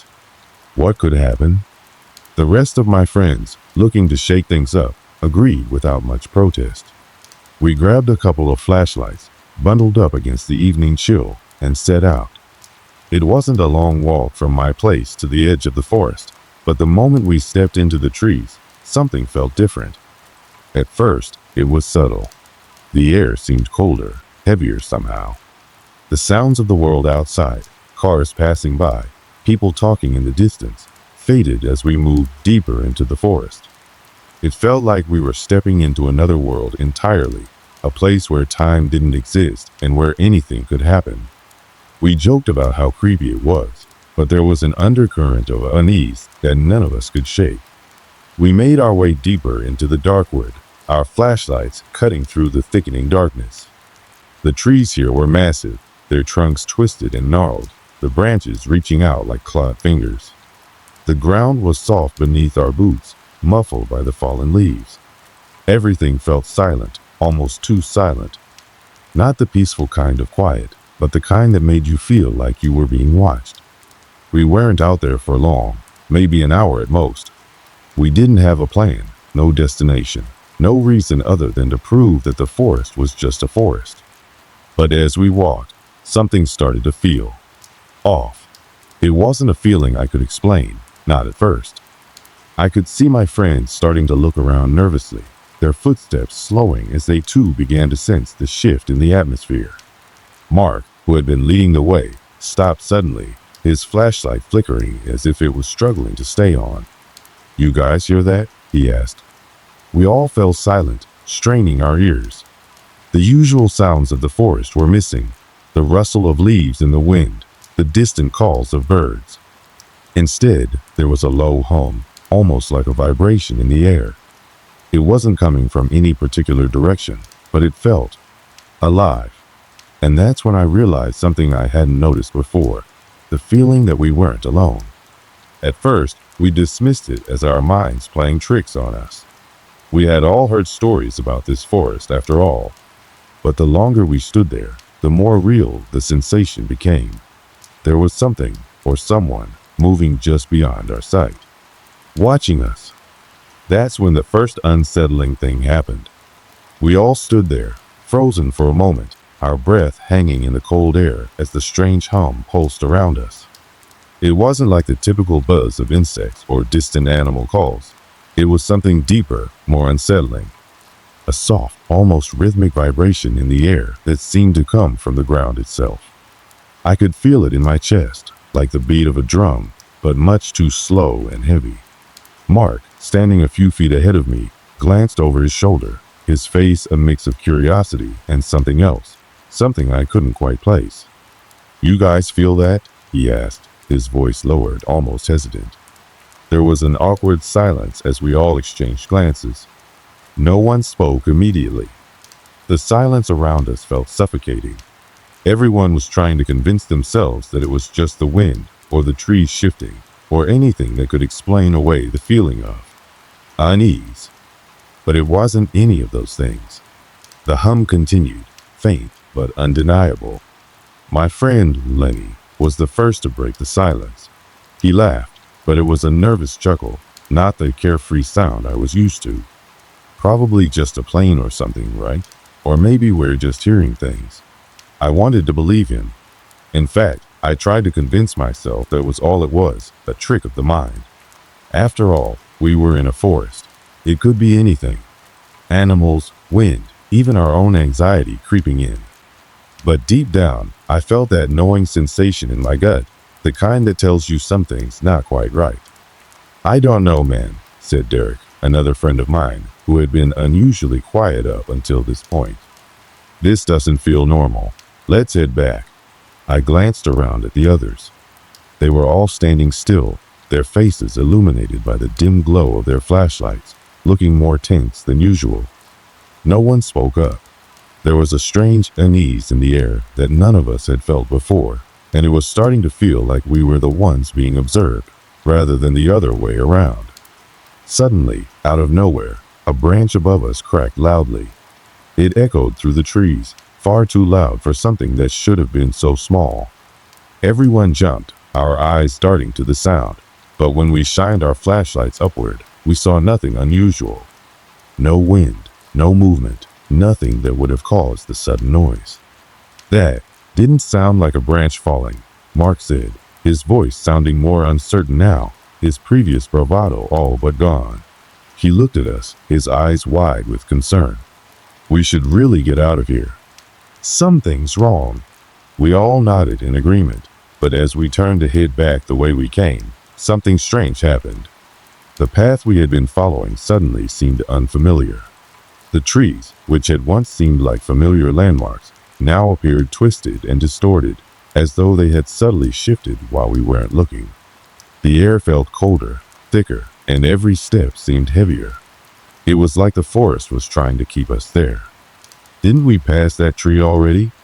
Lenny asked, his voice laced with confusion. We all stopped and turned around to look at the towering oak tree he was pointing at. I stared at it for a moment, trying to recall the path we had taken. The tree looked exactly the same as before, tall, gnarly, with thick roots twisting out from the base. But something about it now seemed wrong. I couldn't put my finger on it. "Maybe we just turned somewhere we didn't mean to," Derek suggested, but his voice lacked its usual confidence. The nervousness in his tone was unmistakable. We all knew the forest was large, but it wasn't that big. We should have been able to find our way back by now. "I swear this path was different a second ago," Mark muttered, his gaze shifting from the tree to the surrounding darkness, his flashlight darting back and forth as though searching for something. There was a moment of silence, a shared understanding that none of us wanted to voice out loud.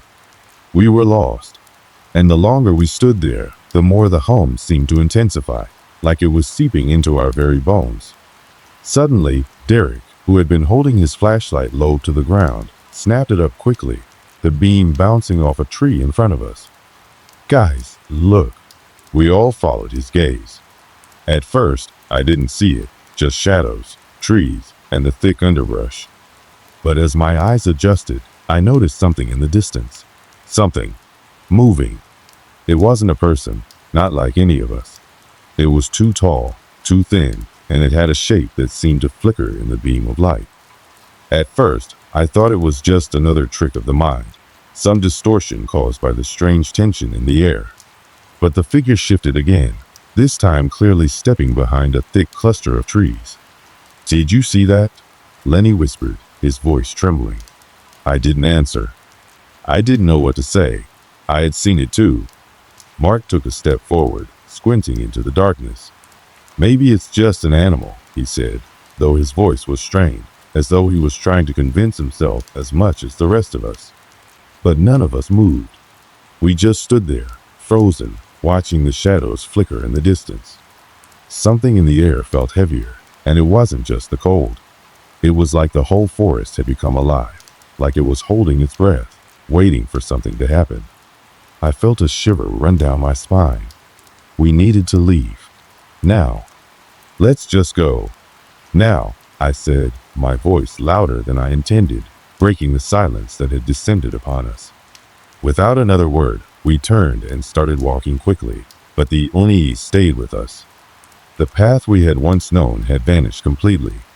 It felt like we were walking in circles, like the trees themselves had shifted, closing in on us. As we quickened our pace, I could hear Mark's breathing growing more shallow. "I don't know, guys. I don't know if we can find our way out anymore." He sounded panicked now, and I could feel my own heart rate rising. I looked at my friends, their faces pale, eyes wide, and I realized they were all feeling it too. That crushing sense of wrongness. "Don't look back," Derek muttered under his breath. But the moment he said it, we all turned, all of us unable to resist. And that's when we saw it. Just behind the trees, barely visible in the shadows, was a figure. Tall, thin, and standing completely still. It was watching us. The figure in the distance was no longer just a shadow. As we all turned to look, it seemed to glide from one tree to the next, its form flickering with every movement, like it wasn't entirely part of this world. It didn't make a sound, not a single crunch of leaves underfoot, not a whisper of wind to suggest it was moving through the forest like we were. It just appeared and disappeared, sliding effortlessly through the trunks of the trees as if they weren't even there. "Did you see that?" Mark whispered, his voice quivering. His hand shook as he pointed toward where the figure had been moments before, but there was nothing there now, just an expanse of darkness. "I saw it too," I murmured, my heart racing in my chest. The air felt thick, as though the very atmosphere was trying to crush us. My breath was shallow, and I could hear the others' breathing quickening as well, a shared panic slowly settling over us. "Come on, we need to move," Derek urged, his voice edged with fear. But I could tell by the way his eyes darted around that he didn't believe what he was saying. We were all trapped in a web of uncertainty, and the more we tried to find our way out, the more it seemed like the forest itself was closing in on us. We started walking again, but it felt like the path had shifted. Nothing looked familiar anymore. The sound of the wind had died down, leaving only an eerie stillness behind. The hum that had been present before was gone, replaced by an unsettling silence that wrapped around us like a suffocating blanket. Every step we took was heavier than the last, and I could feel the weight of something watching us from all sides. A branch snapped behind me, loud and sharp, and I spun around, my flashlight catching only the dense underbrush. The others were already looking behind them, eyes wide, but there was nothing there. "I don't like this," Lenny said quietly, his voice barely audible. "It feels like we're being hunted." I didn't respond, but the words echoed in my mind, rattling around like a warning bell. We kept moving, but the trees seemed to be growing taller, their branches stretching out to block the light from our flashlights. The forest felt oppressive, like it was alive and actively pushing us deeper into its heart. Suddenly, Mark let out a sharp gasp, halting in his tracks. "Did you hear that?" he shouted. His voice cracked, a mix of fear and disbelief.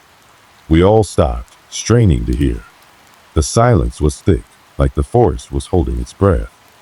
And then, in the distance, we heard it a low, guttural growl. It wasn't like any animal growl I had ever heard before. It was deep, resonant, and seemed to echo through the trees. The sound came from all around us, not from any one specific direction. It was as if the forest itself was alive, growling in warning, or maybe in hunger. Derek turned to look at me, his face pale. "What the hell was that?" he whispered. "I don't know," I replied, my voice barely more than a breath. The air had grown colder, and I could feel a chill seeping through my jacket. My mind raced, trying to make sense of it all, but nothing fit. Nothing made sense. There was no animal in these woods that could produce that kind of sound. "Maybe we should just turn back and head out the way we came," Lenny suggested. But there was an urgency in his voice now, as though he was trying to convince himself more than the rest of us. "We've been walking in circles," Mark said sharply. "I don't think there's any way back anymore." The words hit me harder than I expected. We had walked for what felt like hours, but every turn felt like we were coming back to the same spot. The trees, the ground, the underbrush, they all seemed so familiar, yet completely foreign, like we were being trapped in some kind of strange loop. I felt a pang of panic rise in my chest, but I pushed it down, trying to keep my mind clear. "We need to stay together. Keep moving." But before I could even finish my sentence, the forest seemed to respond. The ground beneath our feet shifted. No, it didn't just shift. It buckled. The earth groaned like something beneath it was moving. The trees shook, their branches twisting unnaturally, as if trying to pull themselves from the soil. I stumbled back, my flashlight illuminating a tree nearby. For a split second, I thought I saw something in the bark. A face. The image flashed by too quickly, but I couldn't shake the feeling that something was watching us from the trees themselves.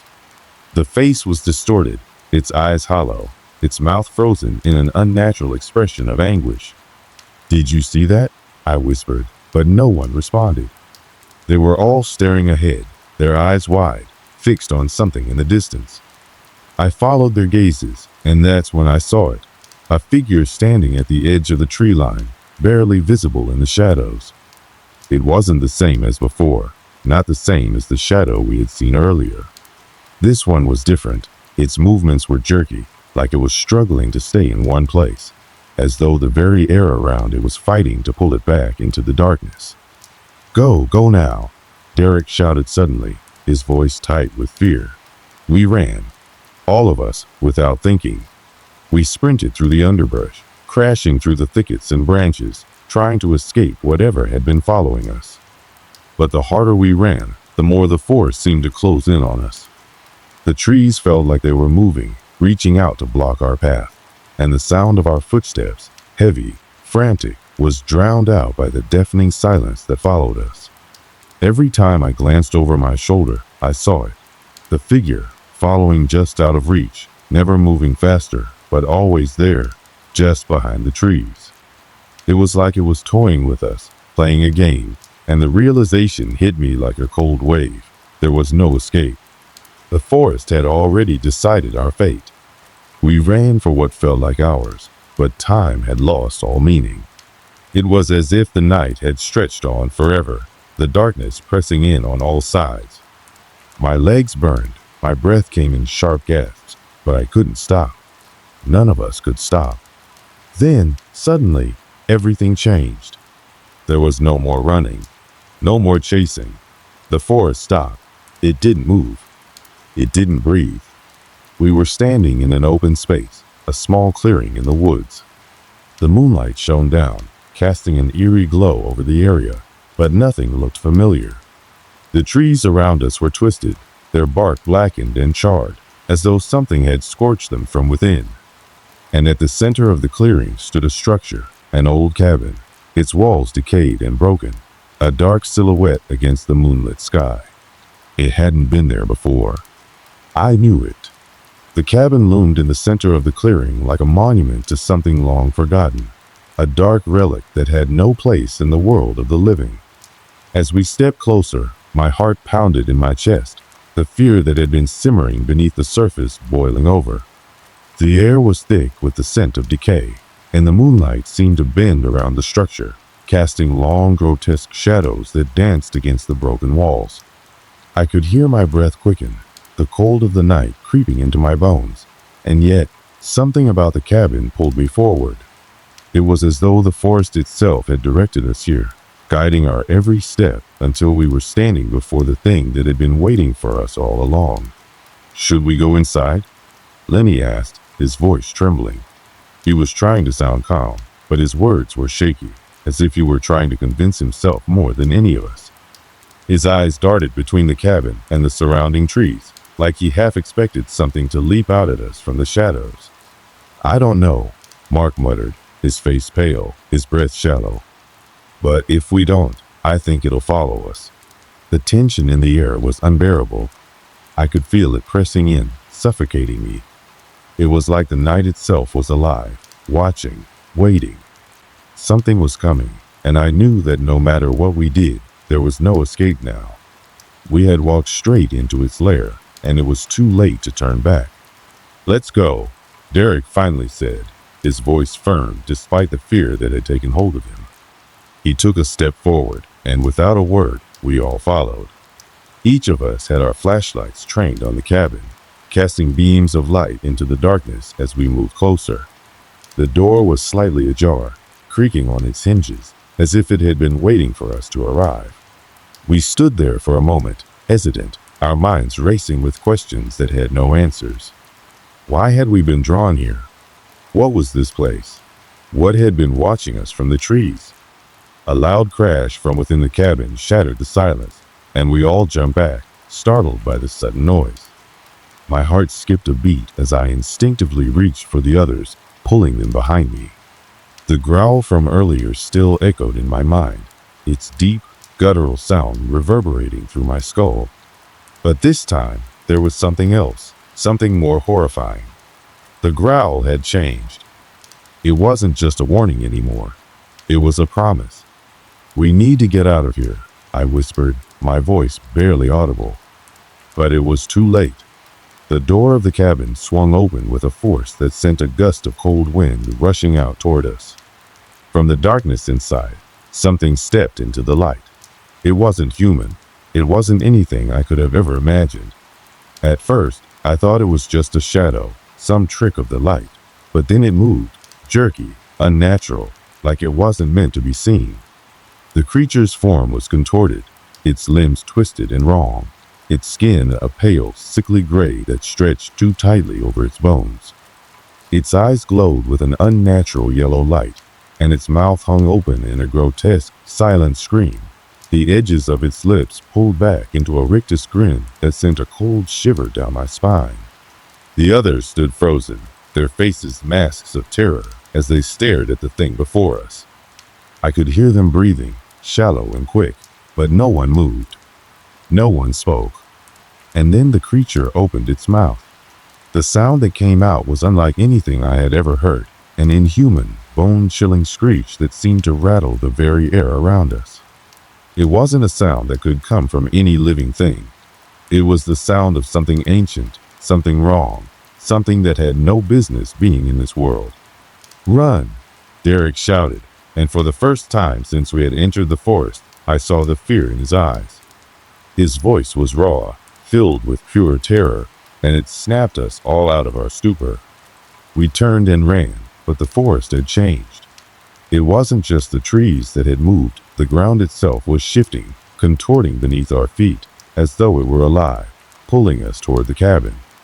I could feel the earth buckling under my weight with every step, and it was getting harder and harder to breathe. The air was thick, heavy with an oppressive force that made it feel like the world was closing in around me. Behind us, the creature moved, fast, too fast.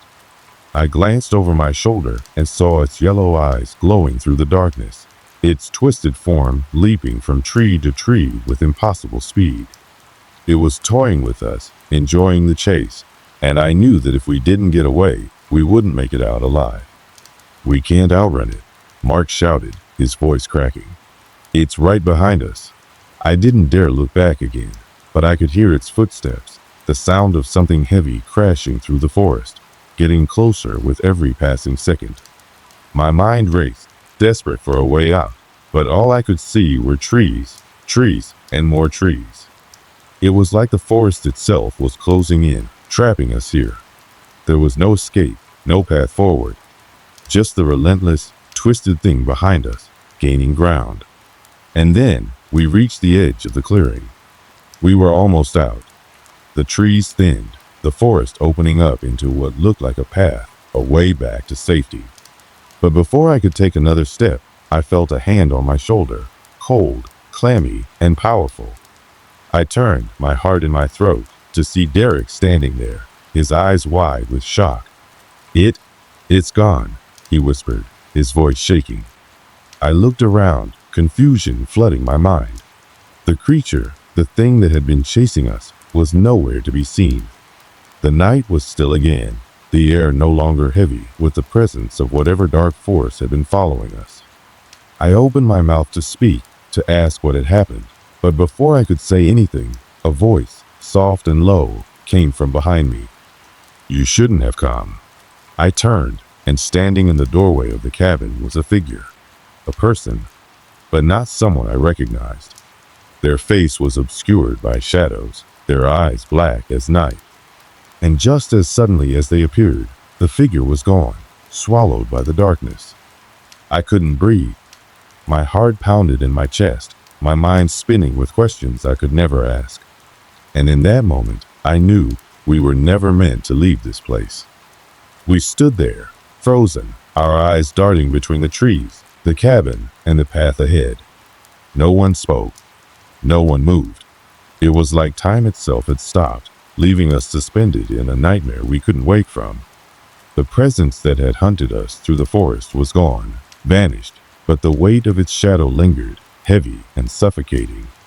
I couldn't shake the feeling that we were still being watched, that something unseen was tracking our every move, waiting for the right moment to strike. The forest was eerily silent now, the wind still and unfeeling, as if even the earth itself had fallen quiet in fear of what we'd encountered. We need to leave, Derek finally muttered, his voice hoarse, trembling. He looked at each of us, his eyes wide with terror. We need to get out of here. Now. I didn't argue. The adrenaline that had been coursing through my veins only moments before had begun to wear off, leaving behind a bone-deep exhaustion. My legs felt like lead, my heart heavy with an unshakable dread. Every step I took felt as if the earth beneath me was urging me to stop, to turn back, but I ignored it. There was no turning back now, not after what we had seen, not after what had nearly happened. Let's go. Mark's voice broke through the silence, strained and shaky. He didn't need to say it again. We all turned in unison and began walking, our movements stiff and mechanical, as if we were too afraid to be caught unaware. The path ahead seemed endless, the trees pressing in on us from both sides, their twisted branches forming a canopy overhead that blocked out the sky. The forest felt alive, alive in a way that was wrong, unnatural. As we walked, I kept glancing over my shoulder, expecting to see the creature emerge from the shadows. But there was nothing but the oppressive silence of the forest. The more I tried to convince myself that we were safe, the more the sense of unease grew. I couldn't shake the feeling that it was still there, just beyond the edge of my vision, waiting to pounce. We made it, Lenny said quietly, his voice shaking with relief. His words should have been comforting, but instead, they only made my skin crawl. The forest around us felt too still, too empty. Did we? I asked, my voice low, barely above a whisper. Did we really? The others didn't respond, and for a moment, all I could hear was the crunch of the leaves under our feet and the distant rustling of the trees. It was the kind of silence that feels like it's pressing in from all sides, wrapping itself around you, suffocating you with its intensity.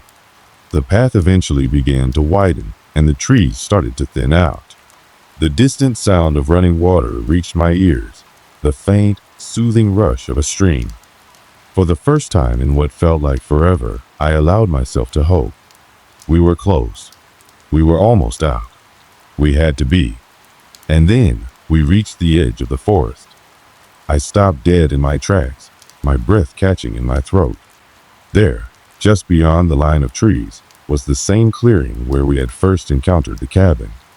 The same clearing where we had been chased. It couldn't be. There was no way we could be back here. We had been walking in the opposite direction, hadn't we? We had followed the path. We had left the cabin behind. So why were we back here? Where? We're not going in circles, are we? Lenny asked, his voice tight with fear. His eyes scanned the clearing, darting from one shadow to the next. No, I said, but even as I spoke the words, I felt a creeping doubt take root. No, this isn't the same place. But the unease lingered, and as I took another step forward, I noticed something in the center of the clearing. A figure! It was a person. A figure standing motionless in the middle of the clearing, facing away from us. Their outline was blurry, indistinct in the dim moonlight, as if they weren't quite real. I could feel my heart hammering in my chest as I took a cautious step closer. Who's there? I called out, my voice shaking. But the figure didn't move, didn't respond. We need to get out of here, Mark shouted, his voice cracking with fear. Now! But I couldn't tear my eyes away from the figure. Something about it was wrong. It didn't belong here. It was as if it was waiting for us, watching us from the edge of reality, standing just outside of our world, waiting for the moment to pull us back into whatever nightmare we had unwittingly entered. We have to go, Derek repeated, more urgently this time, and I finally tore my eyes away from the figure. We turned and ran, pushing through the trees with frantic speed, but no matter how fast we moved, the clearing never seemed to get any farther away. It was as though we were trapped in a loop, caught in a place where time didn't exist, where we were destined to repeat the same terrifying steps over and over again, forever. But then, after what felt like an eternity, the forest finally began to thin. The trees parted, and we found ourselves at the edge of the woods, the cold night air washing over us like a wave. In front of us was the road, the one we had driven on to get here, the one that led back to the safety of civilization. We stopped, panting, our bodies trembling from the exertion, from the fear. But even as we stood there, gazing at the road, I couldn't shake the feeling that we were still being watched. There's no way we're safe, Lenny said quietly, his voice barely audible. I don't think we'll ever be safe. I nodded, my stomach twisting with the same feeling of dread that had been gnawing at me all night. I didn't know what had happened to us in that forest, what had chased us, what had tried to drag us into the depths of that cabin. All I knew was that I would never be the same again. And as we stood there, the distant sound of rustling leaves reached my ears, faint but unmistakable. It was the same sound we had heard when we were being chased, the same sound that had come from the darkness of the forest. We turned to look back, but there was nothing. Nothing but the empty road. For now, the sun was just beginning to rise, casting a pale orange glow across the horizon as we sat on the side of the road. The forest behind us, dark and foreboding, seemed to recede with the light, but the memories of what had happened, what we had experienced, were burned into our minds, indelible and haunting. We didn't speak much after we had made it to the road, our bodies exhausted from running, our minds reeling from the terror we had barely escaped. The air was still thick with the remnants of fear, the weight of the unknown pressing down on us. We had made it out, yes, but at what cost?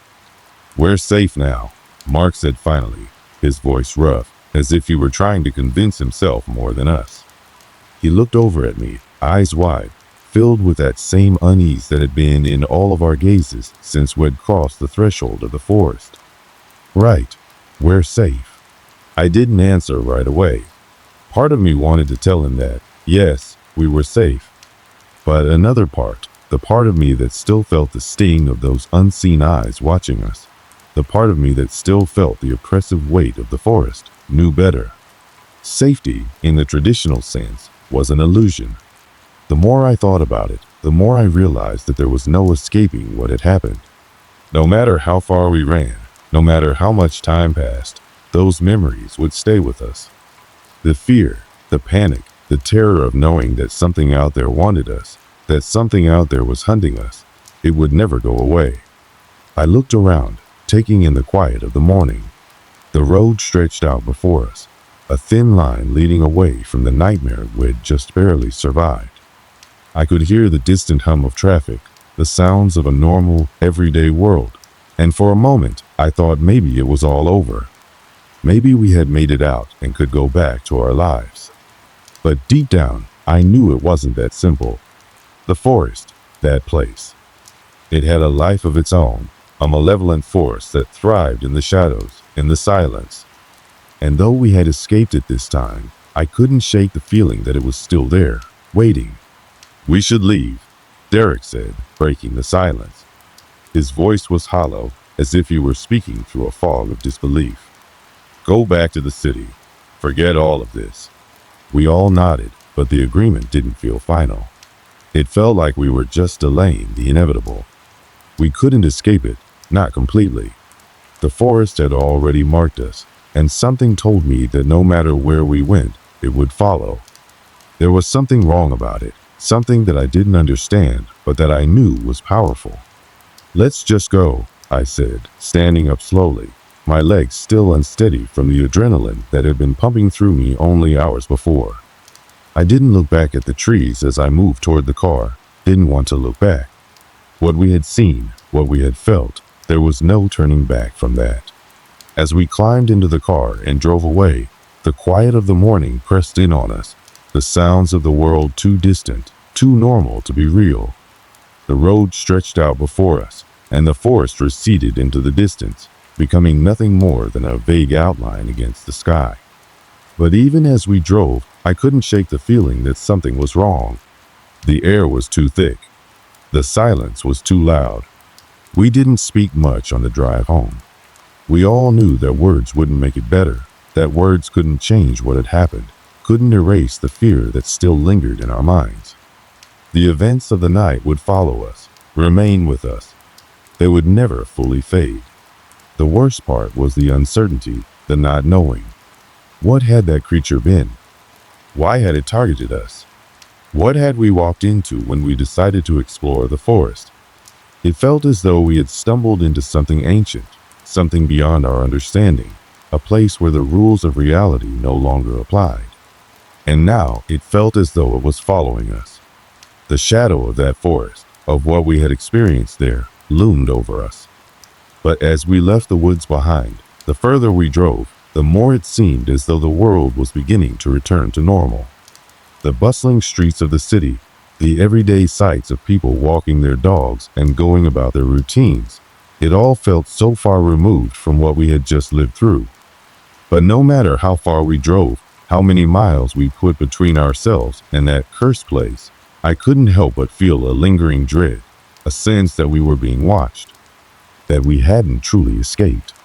The others must have felt it too, because no one asked questions. No one tried to reason it out or explain it away. The night had taken something from all of us, something we couldn't name, something we couldn't outrun. When we finally reached the city, when the lights of civilization blinked to life in the distance, I thought that perhaps we could start over, that we could forget everything that had happened in those woods. But deep down, I knew that wasn't possible. The forest had a grip on us, and it wasn't going to let go. As I lay in my bed that night, trying to drift off to sleep, I couldn't shake the feeling that something was wrong. The air felt too still, the room too quiet. And as I closed my eyes, I heard it, the faint rustling of leaves, the soft crunch of footsteps on the ground. It wasn't the wind. It wasn't the house settling. It was something else. Something that had followed us back. And it was waiting. The end, or perhaps the beginning of something darker.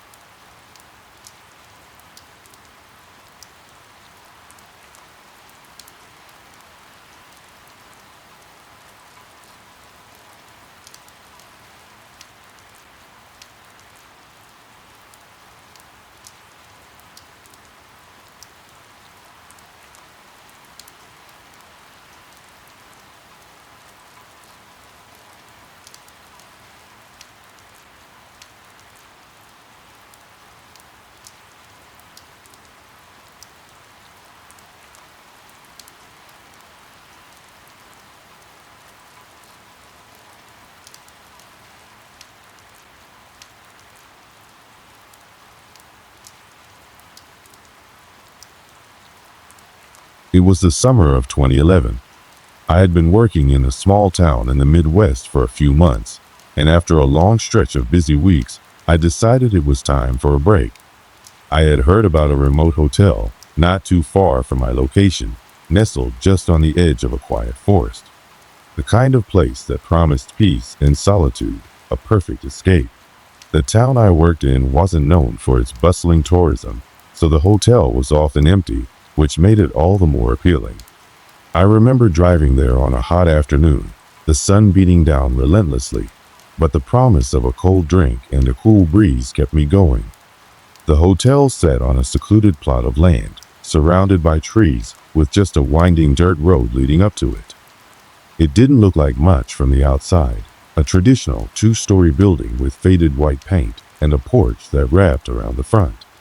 But there was something almost charming about it, the kind of place you might see in old postcards from another time. When I walked in, the air was thick with the smell of aged wood and dust. A small lobby greeted me, with a cracked leather armchair tucked in the corner. A wooden front desk stood against the far wall, behind which was an elderly man who looked like he had seen too many years pass by. His face was weathered, and his eyes had a distant, tired look. He gave me a nod and a smile, although it didn't reach his eyes. I assumed he was used to guests coming and going, probably not thinking much of them. "We've got a room for you," he said in a low voice. His words were curt, but polite enough. As I signed the check-in register, I noticed a stack of brochures on the desk, local attractions, nature trails, and historical landmarks. But the man didn't offer any suggestions. There was no warm greeting or attempt to make me feel at home. It was all business, as if the place had been this way for years, unmoved, stagnant. He handed me the key to room 13, a small brass tag dangling from the end. A shiver ran down my spine, but I shook it off. After all, it was just a number. Or at least, that's what I tried to convince myself. The hallways were quiet, almost eerily so. My footsteps echoed off the old wooden floors as I made my way to the room. The hallway was dimly lit, with flickering light bulbs that barely illuminated the walls. Each door was old, the wood cracked and faded like everything else in the building. I couldn't help but feel as if I had just stepped into another era, a place frozen in time, untouched by modern conveniences. Room 13 was at the end of the hall, just before a large staircase that led to the second floor. When I opened the door, the creak of the hinges sent a chill through the air. The room was sparse, with only a small bed, a wooden wardrobe, and an old writing desk near the window. The view from the window was nothing spectacular, just a stretch of trees that seemed to go on forever. The walls were painted a dull shade of beige, the carpet worn thin in places. I set my bag down on the bed and took a moment to look around. The silence in the room was suffocating, like the walls were closing in on me. But it wasn't the room that unsettled me, it was the feeling of being watched. I couldn't shake the sensation, no matter how much I tried to ignore it. There was something about the hotel, the stillness of it, that made me feel as though it had a history far older than the man behind the desk had let on. Something I wasn't being told. But that was the thing with hotels, wasn't it? They all had their own stories. Old buildings like this one often hid their secrets well. The guests checked in, stayed for a night or two, and then checked out, nothing more than a fleeting memory. I told myself it was just my overactive imagination, a mix of exhaustion and isolation. I had nothing to fear. So I unpacked my things, ordered a quick dinner, and settled into the room, trying to make the best of it. As the sun began to set and the hotel grew darker, I turned on the small bedside lamp and stretched out on the bed. It had been a long day, and sleep was calling. But as I lay there, trying to unwind, something caught my eye. The door to the wardrobe was slightly ajar. Just a crack, but enough to make me wonder. I didn't remember leaving it open. I told myself it was nothing. Maybe the cleaning staff had been in earlier and hadn't closed it properly. Still, the room felt even colder now, and I couldn't help but feel that there was something more to this place than I realized. I closed the wardrobe door, pulled the covers up, and tried to sleep. But sleep didn't come easy that night. Something about the quiet, the loneliness of it all, gnawed at me. I couldn't shake the feeling that I was being watched. As the hours passed, the silence grew thicker, until even the smallest sounds, my own breathing, the rustle of the sheets, seemed deafening. It felt like the room was holding its breath, waiting. And that's when I heard it. A soft thud. It came from somewhere down the hall. But it wasn't like footsteps. It wasn't the sound of someone walking. It was heavier, thicker, as though something had fallen or shifted in the darkness. I sat up in bed, straining my ears, my heart pounding in my chest. But the sound never came again. I lay back down, trying to convince myself it was just the house settling. Old buildings did that. But the feeling of being watched didn't go away. I could still sense something lingering in the shadows. After what seemed like an eternity, I finally managed to drift into a restless sleep. But even as I closed my eyes, I couldn't escape the nagging feeling that something was waiting for me to let my guard down. And I wouldn't know until the next morning just how right I was. The next morning, I awoke to a thick fog rolling over the hotel grounds, casting an eerie haze over everything. The pale light filtered through the curtains, making the room look even more desolate. I sat up slowly, rubbing my eyes and trying to shake off the strange feeling that had settled into my bones. The events of last night, the soft thud down the hallway, the overwhelming sense of being watched, replayed in my mind, though I tried to push them away. I told myself it was nothing. The house settling, my mind playing tricks on me. But as I stretched and reached for my bag to get my clothes for the day, I noticed something strange. The door to the wardrobe, the one I had closed tightly before going to bed, was slightly ajar again. Not just a crack like last night, but fully open, as though someone had pushed it aside. My heart skipped a beat. I had definitely closed it. I was sure of it. But now it stood there, wide open, the dim light revealing the empty shelves inside. I stood there for a moment, staring at the wardrobe, trying to make sense of it. I had stayed in hotels before, and I knew how easy it could be to overlook things. Perhaps I hadn't closed it all the way. But something about this felt off. The air in the room seemed to thicken, and the silence grew even more oppressive. I shook my head, trying to clear away the uneasy thoughts. "It's just the wind," I muttered to myself. But deep down, I knew that didn't explain it. After a few more moments of hesitation, I slowly closed the wardrobe door. The click of the latch sounded louder than it should have in the stillness of the room. I moved away from it, my feet dragging against the floor as I made my way to the bathroom. When I returned, the room seemed unchanged, but I couldn't shake the sensation that something wasn't right. Breakfast was served in the small dining room downstairs. I made my way there, trying to convince myself that I was just overthinking things.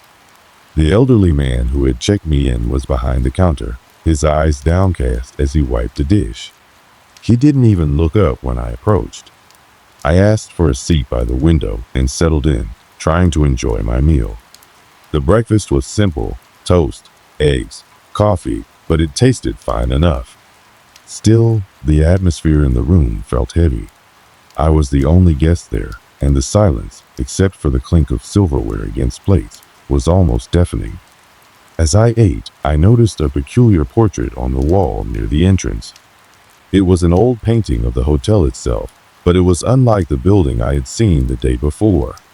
The style was much older, the colors faded and washed out, and in the background, the trees looked different, darker, more menacing.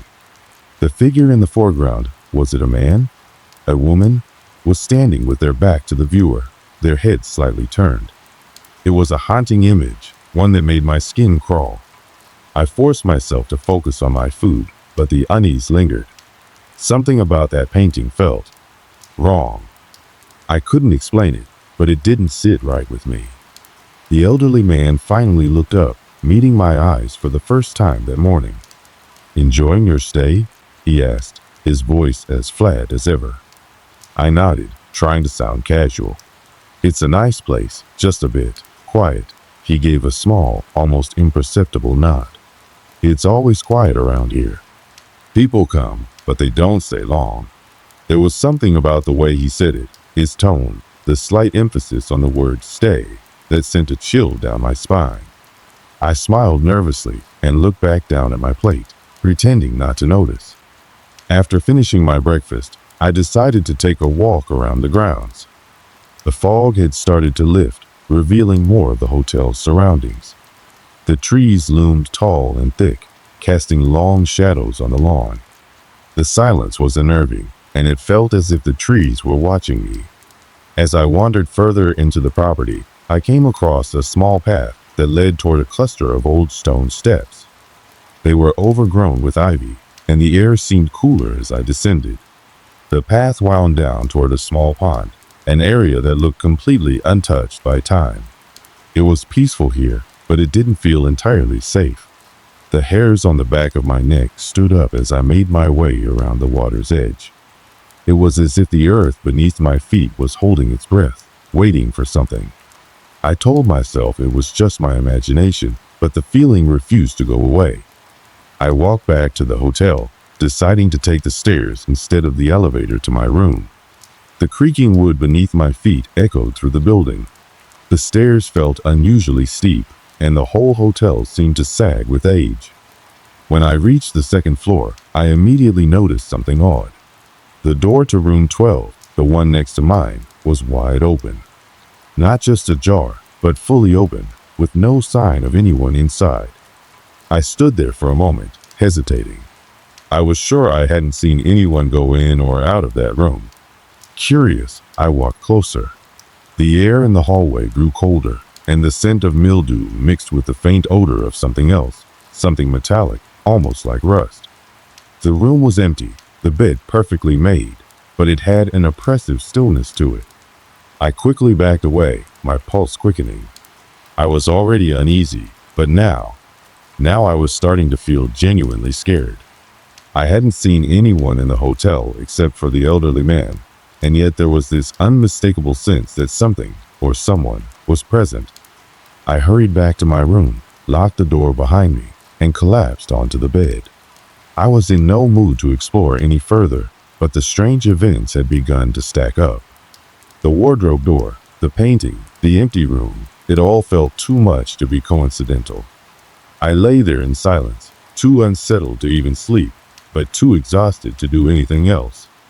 As the sun began to set and the shadows grew longer, I found myself unable to shake the feeling that the hotel was holding its secrets tight. Something was happening here, and it wasn't just the building settling. It was something darker, something older, and it was starting to make its presence known. The following day, the hotel seemed to grow quieter, if that was even possible. The fog had returned, thick and suffocating, wrapping the entire building in a cold, damp blanket. Every movement, every creak of the floorboards seemed amplified in the silence. I could no longer dismiss the strange occurrences as coincidences. My nerves were fraying, and the unsettling feeling that had been building ever since my arrival was now a constant companion. It was still early in the morning when I stepped out of my room, my mind racing. I had been unable to sleep properly the night before, as each tiny noise from the hallway or the occasional thud from above had kept me on edge. The door to the room next to mine, the one that had been wide open the previous day, was now closed again. I approached it cautiously, standing in front of it for a moment, trying to gather the courage to knock. But something stopped me, something I couldn't explain. Instead, I turned around and walked toward the staircase, the creaking wood under my feet sounding unusually loud in the stillness of the hotel. The elderly man was behind the counter as usual, his gaze fixed on the paper in front of him. I couldn't shake the feeling that he was watching me, even though his eyes remained focused on his work. "Good morning," I said, attempting to sound casual.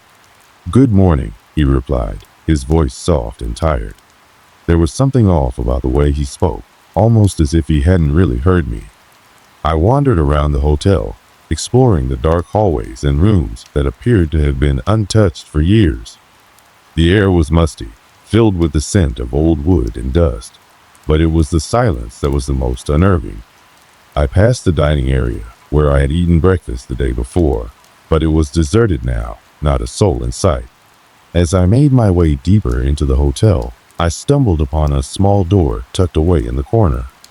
It was unlike any other door in the hotel, plain, unmarked, with no handle or sign to indicate its purpose. My curiosity got the better of me, and I tried to open it. To my surprise, it creaked open easily, revealing a narrow staircase that led down into the dark basement. The air grew colder as I descended the stairs, a thick chill that seemed to seep into my bones. The smell of mildew and decay grew stronger the further I went, and I felt a knot form in my stomach. The basement was completely dark, save for a faint light filtering in from the small window high above. I could make out the shapes of old furniture, boxes stacked haphazardly, and the remnants of what once must have been storage. But something about the room felt wrong. I stepped further into the basement, my shoes echoing on the concrete floor. I heard something faint, almost imperceptible, like a whisper or a sigh. But when I turned around, there was no one there. I froze, my heart pounding in my chest. The silence returned, but it was thicker now, oppressive, as if the very air was holding its breath. Suddenly, I heard it again, a soft, scraping sound, like something moving across the floor. My gaze darted to the corner of the room, where I noticed a small, rusted metal box. It looked old, untouched by time, and it had been pushed aside as if someone or something had been trying to hide it. I took a cautious step toward it, and as I did, I felt a chill crawl up my spine. The scraping sound stopped, and for a moment, the basement seemed to hold its breath. My fingers trembled as I reached down and picked up the box. It was cold, heavier than I had expected, and covered in a layer of dust. I carefully opened it, half expecting something to jump out at me. Inside, there was nothing but a small, tattered piece of paper, yellowed with age. I unfolded it, revealing a series of strange symbols, almost like a map, but not one that I could make sense of. There was something unsettling about it, something that made my skin crawl, as if the symbols were not just pictures, but warnings, as though they had been left there for a reason. Suddenly, the door at the top of the stairs slammed shut with a force that made me jump. I stood there, frozen, holding the paper in my hand. My heart pounded in my chest as I stared at the dark doorway at the top of the stairs. I had to get out of there. I rushed back up the stairs, the sound of my footsteps louder than usual as I ascended, and when I reached the top, I was met with an unexpected sight. The elderly man was standing in the hallway, staring at me with a blank expression. "You shouldn't be down there," he said, his voice quiet but firm. I stood there, speechless for a moment, before I finally managed to find my voice. "Why? What's down there?" He didn't answer immediately. Instead, he just stared at me, his eyes cold and distant. "Some things are better left untouched," he muttered. "Leave while you still can." A shiver ran down my spine as I tried to make sense of his words. I wanted to ask more questions, to demand an explanation, but the strange, unsettling look in his eyes made me hesitate. Something was very wrong with this place, and I was beginning to realize that I wasn't going to get any answers from him. I returned to my room, the sound of my footsteps echoing through the empty hallways.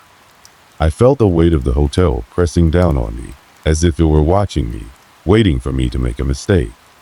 My hands were still trembling as I placed the paper on the nightstand and sat down on the bed, trying to process everything that had just happened. As the hours passed, I found myself unable to shake the feeling that something terrible was going to happen. The whispers, the strange symbols, the elderly man's cryptic warning, it was all connected. I knew that much. And yet, no matter how much I tried to rationalize it, the sense of dread in my chest continued to grow. The night had fallen, and the once comforting silence of the hotel now felt suffocating. I couldn't escape the feeling that I was being watched, even when I was alone in my room. I couldn't shake the image of that box, those strange symbols, and the cryptic warning the elderly man had given me. The entire hotel seemed to be closing in around me, and every creak of the floorboards made my heart skip a beat. I had tried to sleep, but the weight of what had happened in the basement lingered like a heavy fog. I lay there in the dark, staring at the ceiling, my mind racing. What was this place? Why was the elderly man so insistent that I leave? What was hidden in the hotel's past, and why was I drawn to it? At some point, I must have drifted off, because I was awoken by a sudden, sharp noise, a loud thud that rattled the walls of the hotel. I shot up in bed, heart pounding in my chest. The noise had come from the hallway, but it didn't sound like an ordinary sound. It was a deep, unnatural thud, as if something or someone had slammed into the walls. I swung my legs over the side of the bed, my feet hitting the cold, hardwood floor. My body felt like lead, heavy and reluctant to move, but I forced myself to stand up. My breath was shallow, and I could hear the pounding of my heart in my ears. The noise had come from just outside my door. Tentatively, I made my way to the door, my fingers gripping the handle with white knuckles. I hesitated for a moment, but something in me urged me to open it to see what was happening. I pulled the door open just enough to peek into the hallway, my heart racing in my chest. The hallway was empty. No sign of anyone, no trace of what had caused that unsettling thud. But then I noticed something that made my blood run cold.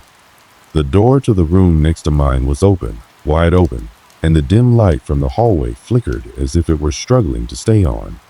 I felt a chill run down my spine as I stepped cautiously into the hallway, my breath visible in the cold air. The thud had come from that room, I was certain of it, but there was no one in sight. I walked slowly toward the door, the eerie silence pressing in on me. The air felt thick, heavy, as if it was charged with a strange energy. I reached the door and looked inside. The room was dark, save for the flickering light from the hallway. The bed was unmade, the sheets tossed aside as though someone had been in a hurry. The air in the room felt wrong, stale and suffocating, as if it hadn't been aired out in years. And then I saw it. On the wall, scrawled in what looked like dark ink, were the same symbols I had found in the basement. The ones in the box. The ones that had made my skin crawl. I took a step back, my body recoiling instinctively, but something made me stop. I couldn't look away from the symbols. They were everywhere, on the walls, the ceiling, even on the floor. I felt a sudden, overwhelming pressure in my chest, as if the air around me was thickening. A low, guttural sound filled the room, and I turned quickly to see the source. But there was nothing, just the shadows and the faint flicker of the light. Then, a figure emerged from the darkness. It was the elderly man. His face was pale, almost ghostly, his eyes wide and unblinking. He moved slowly, deliberately, as if he wasn't entirely aware of his surroundings. I couldn't understand what I was seeing. He seemed to be floating, his feet barely touching the floor. His mouth opened, and I thought I heard him speak, but the words were muffled, distorted, as if they were coming from a great distance. "You shouldn't have come," he whispered, his voice barely audible. "It's too late now." I felt the floor beneath me begin to tremble, a deep vibration that seemed to come from the very foundation of the hotel. The walls groaned, and I could hear the sound of something moving beneath the floor, something large and heavy. The elderly man raised his arms, and the room around me seemed to shift, the walls bending and warping. The shadows grew longer, reaching toward me, as if they had a life of their own. I tried to move, to run, but my legs felt frozen, rooted to the spot. The figure of the elderly man was now standing directly in front of me, his face inches from mine. I could see his eyes, wild, desperate, and full of sorrow. His mouth moved again, but this time the words were clear. "They never leave. They can't. You're part of it now." A deafening roar filled the room, and I felt a searing pain shoot through my chest. It was as if the very air around me had turned to fire. I gasped for breath, struggling to stay conscious, but the world around me was spinning, warping, distorting into something unrecognizable. The shadows grew closer, engulfing me, wrapping around my body like a suffocating blanket. The last thing I saw before everything went black was the elderly man's face, his eyes wide, his expression one of pure horror. When I regained consciousness, I wasn't sure how much time had passed. The first thing I noticed was the absence of that oppressive, suffocating atmosphere. The pressure that had weighed on me earlier was gone, and the air in the room felt normal. But normal was the last thing I felt. My head throbbed painfully, my vision was blurry, and my body ached as if I had been dragged across the floor. I blinked several times, trying to focus, trying to make sense of what had just happened. The room around me was still the same. It looked like the hotel room I had fallen asleep in, untouched, as though nothing had changed. But deep down, I knew something had shifted. Something had broken. The elderly man, the one who had warned me, was nowhere to be seen. Nor were the ominous symbols on the walls. The room seemed almost too quiet, too still. I could feel my pulse in my temples as I tried to make sense of it all, but the confusion only deepened. What had I just experienced? Was it real? Or had it all been some sort of terrifying dream? I stood up shakily, my legs unsteady beneath me. The dark hallway outside the room seemed to stretch on forever. As I stepped into the corridor, I glanced at the doors of the other rooms. Everything seemed quiet, undisturbed, except for the faint smell of dampness that lingered in the air. But it was more than just a smell. It was as though the building itself was trying to tell me something, trying to remind me of what had happened. I made my way to the stairs, the worn steps creaking underfoot. The hotel seemed almost abandoned now, as if the events of the night had erased whatever life it had once held. I descended cautiously, not knowing what I would find at the bottom. At the lobby, everything appeared to be in its place. The receptionist's desk sat empty, as it had been since I first arrived. The fire in the hearth had burned out, leaving behind only ashes. No sign of anyone. No sign of anything. It was unsettling in its emptiness. I walked over to the front door, my mind racing with questions. What was this place? Why was it so wrong? And why had I been pulled into whatever had been festering in the hotel's depths? I pulled the door open, stepping outside into the cool night air. The fog had cleared, revealing the quiet street beyond. There was no sign of the storm that had battered the hotel just hours before. No trace of the strange force that had seemed to take hold of the place. I could hardly believe it, but I was relieved. There was something in the air now that felt lighter, as though the weight that had pressed down on me for so long had finally been lifted. But even as I stood there, the silence began to gnaw at me. The questions I had tried to push away were still there, lingering at the edge of my thoughts. Had it all truly been a nightmare? Or had I narrowly escaped something much darker? The elderly man's words echoed in my head.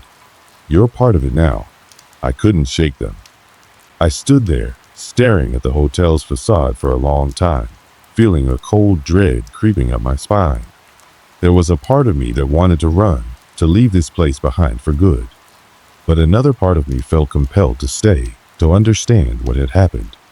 I didn't want to know what was truly behind the hotel's strange history, but I also couldn't ignore the feeling that there was something I hadn't seen yet. Something I couldn't quite understand. But as I stood there, caught between the pull to stay and the desire to leave, a car pulled up behind me. I turned instinctively, expecting someone to get out, but there was no one. The car was an old sedan, its headlights dim and flickering, as if the battery were running low. The door creaked open, and for a moment, I thought I saw a figure moving inside. A flash of gray hair. I hunched back. I took a step closer, squinting to get a better look, but as soon as I did, the car sped off into the night, disappearing around the corner in a cloud of dust. The silence was deafening again, and for a moment I stood frozen, unsure of what to think. What had just happened? Had the elderly man returned to the hotel? Or had he simply been a figment of my imagination, a manifestation of my own fear? A shiver ran down my spine, and I turned back toward the hotel. I didn't know what I was hoping to find, answers, closure, or perhaps just some sense of peace. But what I found was nothing more than an empty building, a silent sentinel that loomed in the distance. I took a deep breath, and in that moment, I knew that I couldn't stay any longer. Whatever had happened in that hotel, whatever force had been at work, it was beyond my understanding. The price of seeking answers had been too high, and I wasn't willing to pay it anymore. As I walked away from the hotel, I felt a mixture of relief and unease. I didn't know if it ever truly escaped the memory of what I had experienced, or if the hotel would haunt me forever.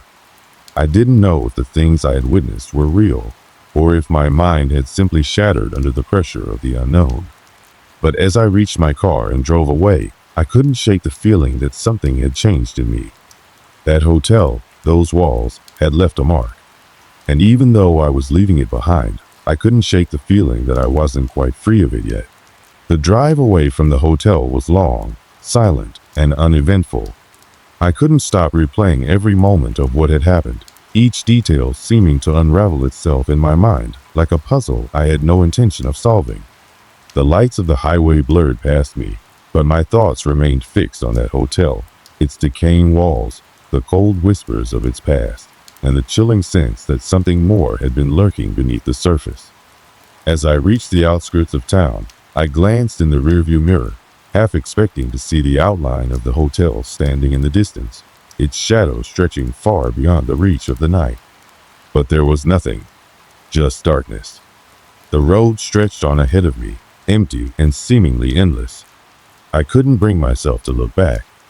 Part of me wanted to erase every trace of the hotel from my memory, but it was as if it had become embedded within me, woven into the very fabric of my being.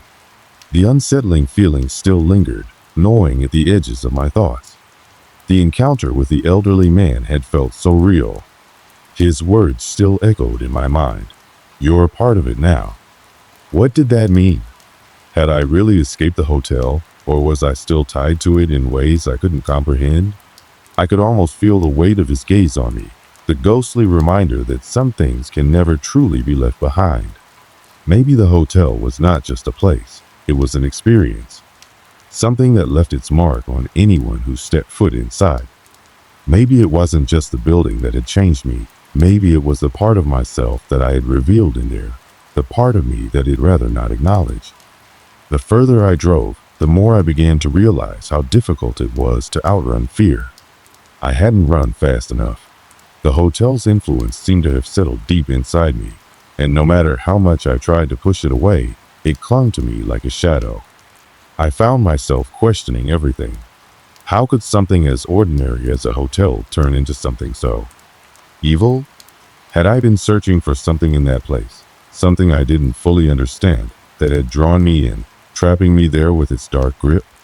As I neared my home, the familiar surroundings began to ground me.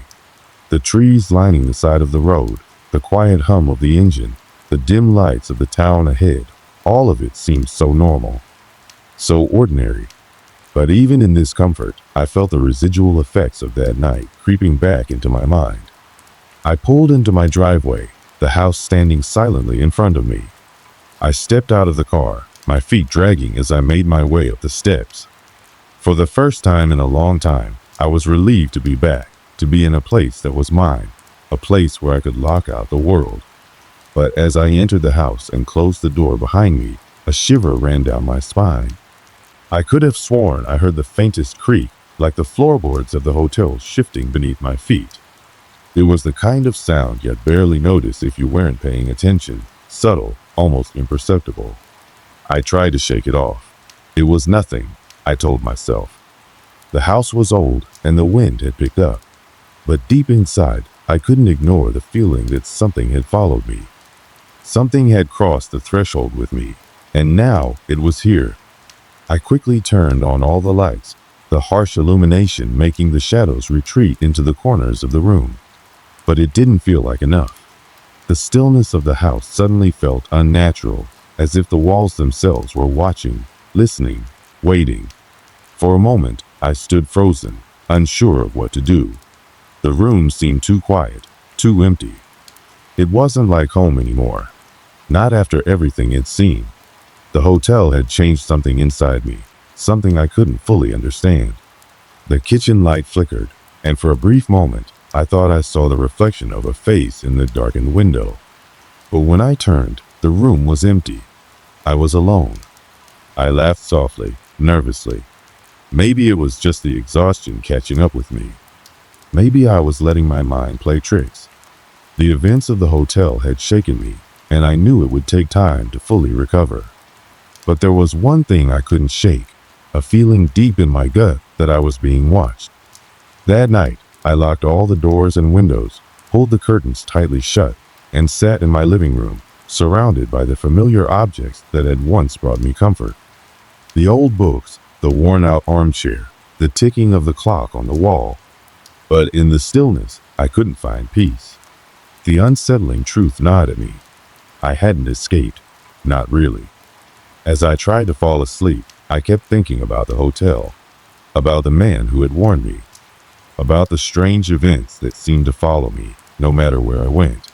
There was something unfinished about it all, something that had only been partially revealed. I didn't know if I would ever truly understand what happened, or if I would ever truly be free of it. The only thing I could do was continue forward, one step at a time, trying to ignore the creeping feeling that something was still following me. The weight of the hotel, the ghosts of its past, would remain with me forever. Maybe not physically, but somewhere in my mind, deep within me. It was a part of me now.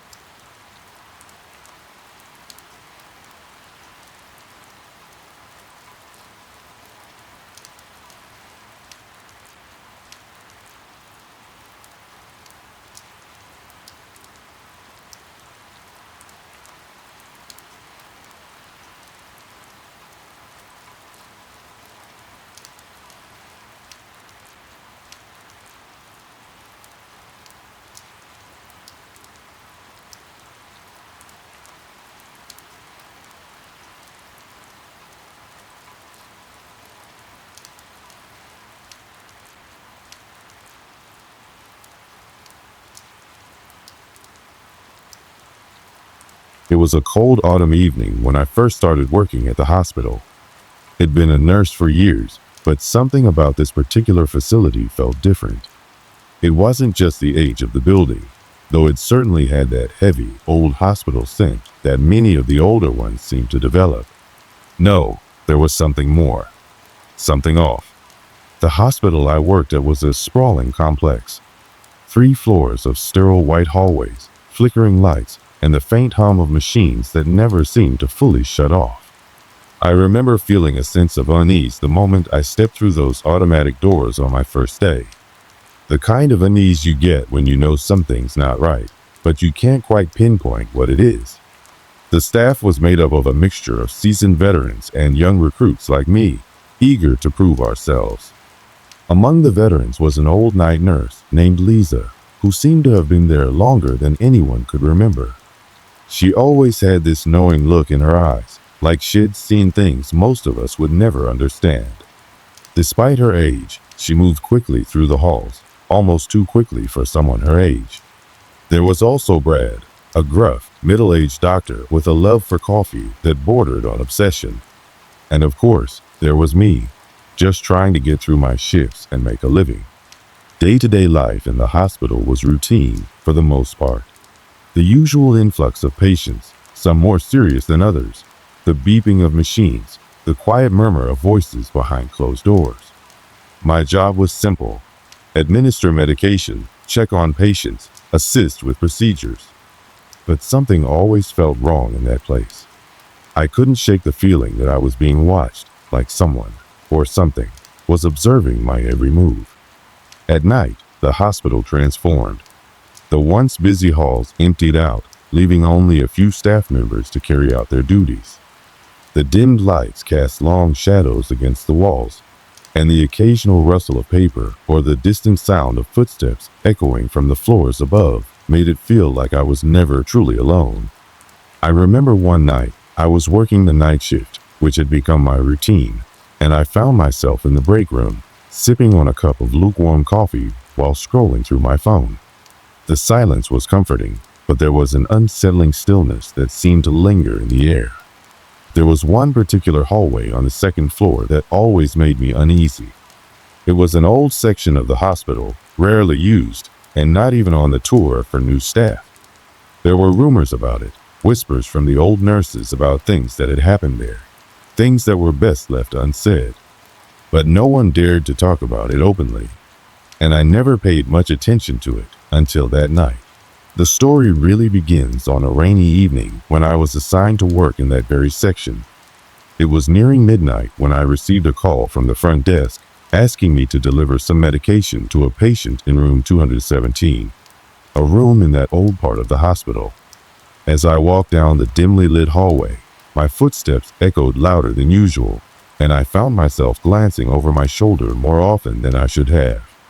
The hall seemed to stretch on forever, the faint hum of the lights above doing little to calm my nerves.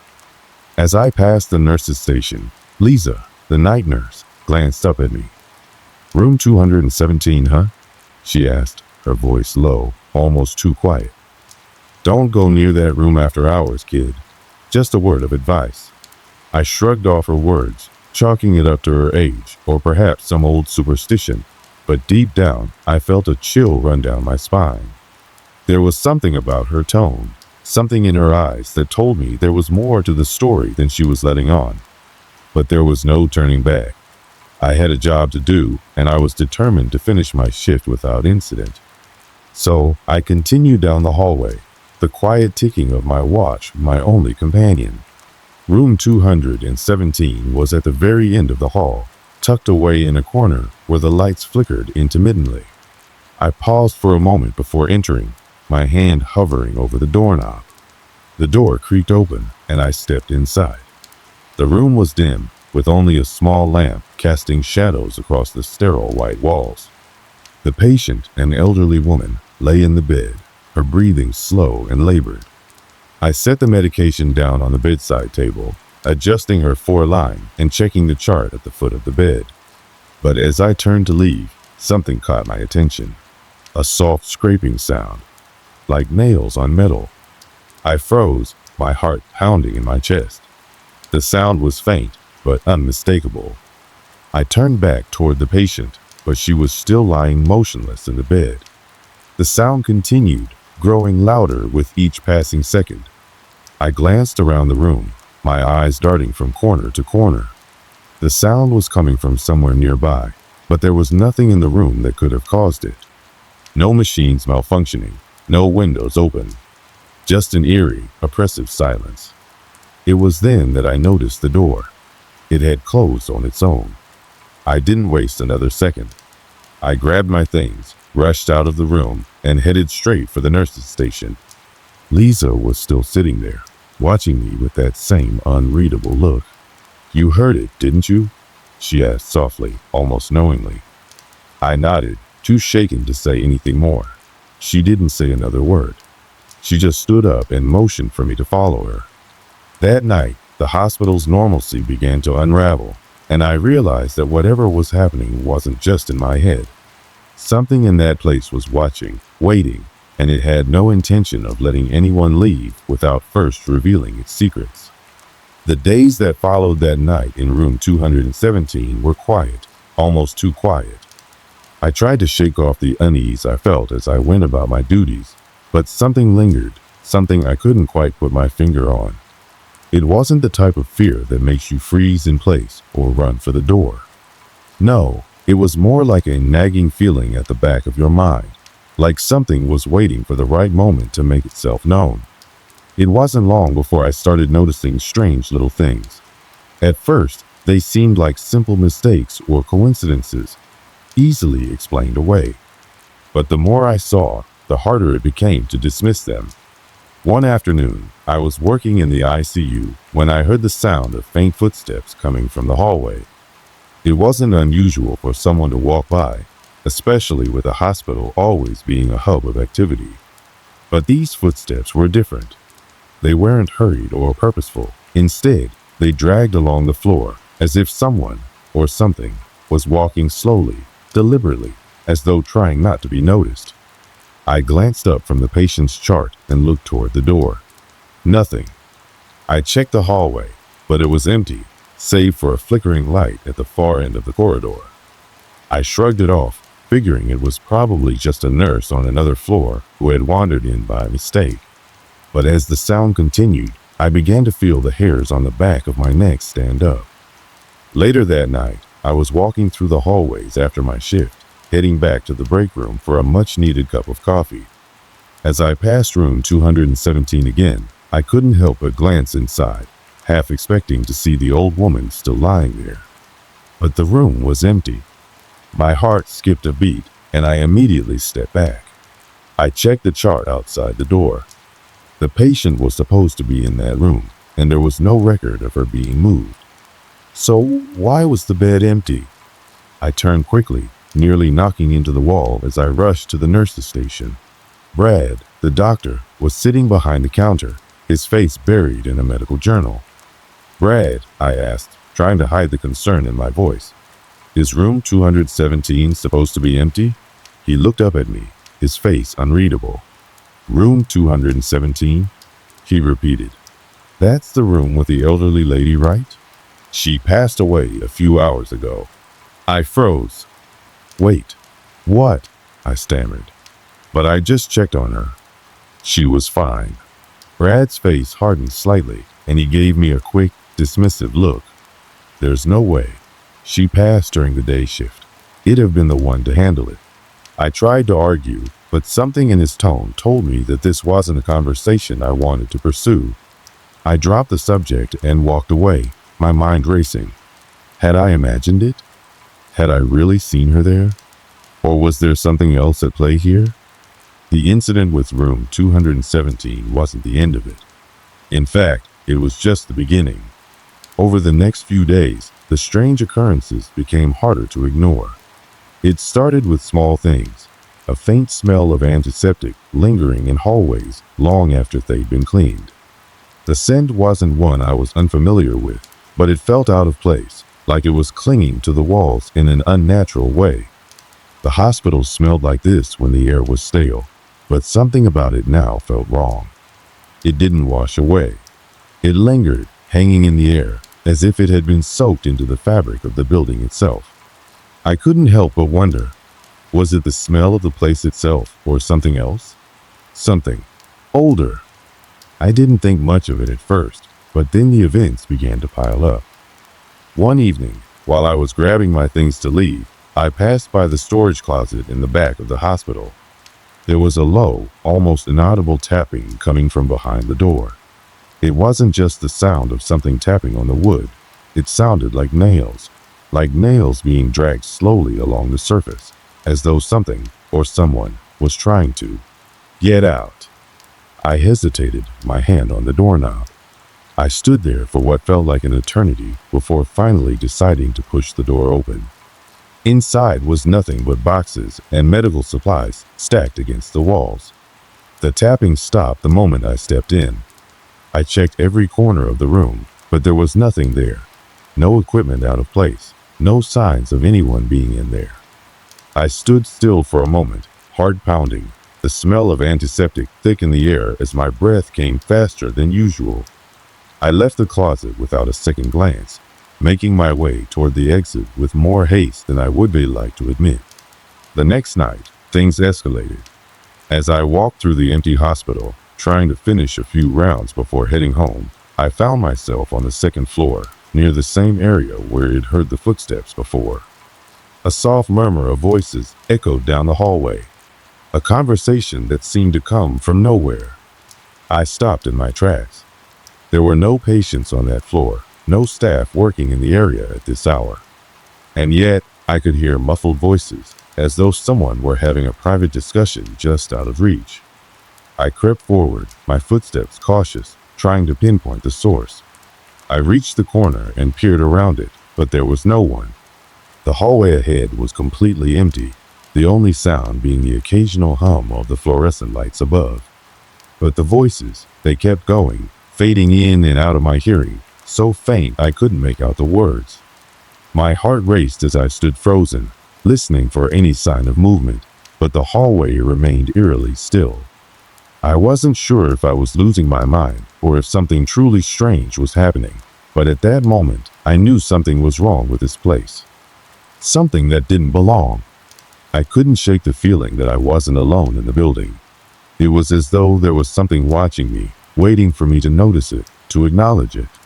Later that night, I called a colleague, Rachel, asking her to meet me in the break room. She had been one of the more experienced nurses, and we'd often worked together. I figured if anyone would understand, it would be her. When she arrived, I told her everything it experienced so far. The footsteps, the voices, the smell. Rachel listened intently, nodding along, though her face was unreadable.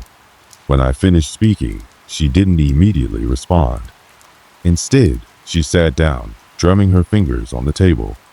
"You're not the first one to say something like this," she said, her voice low, as though she was afraid someone might overhear. "I've been hearing things too. It's like the hospital's never really quiet. It's like there's always something going on." I raised an eyebrow. "What do you mean?" Rachel hesitated for a moment, her eyes darting to the door as if she expected someone to walk in at any second. She leaned in closer, lowering her voice further.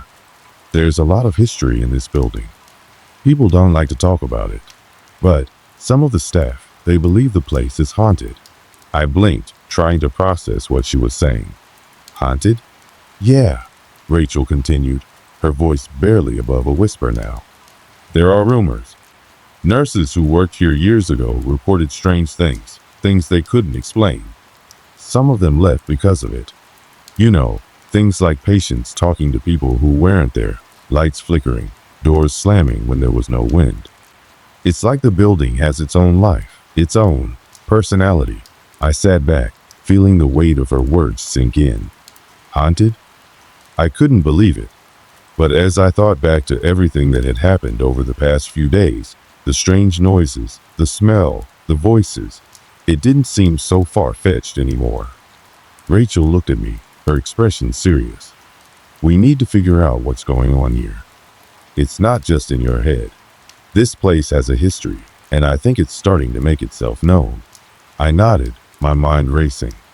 I didn't know what was happening, but I had a feeling we were only scratching the surface of something far bigger than either of us could have ever imagined. By the time Rachel and I decided to investigate further, it felt like the tension in the air had reached a boiling point. Every shadow seemed to stretch longer than it should. Every corner seemed to hide something lurking just out of sight. The hospital, which had once been a place of sterile normalcy, now felt like something entirely different, something alive, restless, and full of secrets. We began to stay late after our shifts, venturing into parts of the building that we'd normally avoid. The old hallways, the storage rooms, the dark corners where the lights flickered and buzzed.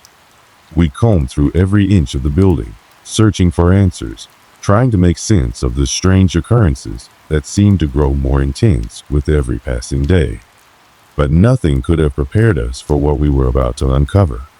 It was Rachel who first suggested we investigate the hospital's basement.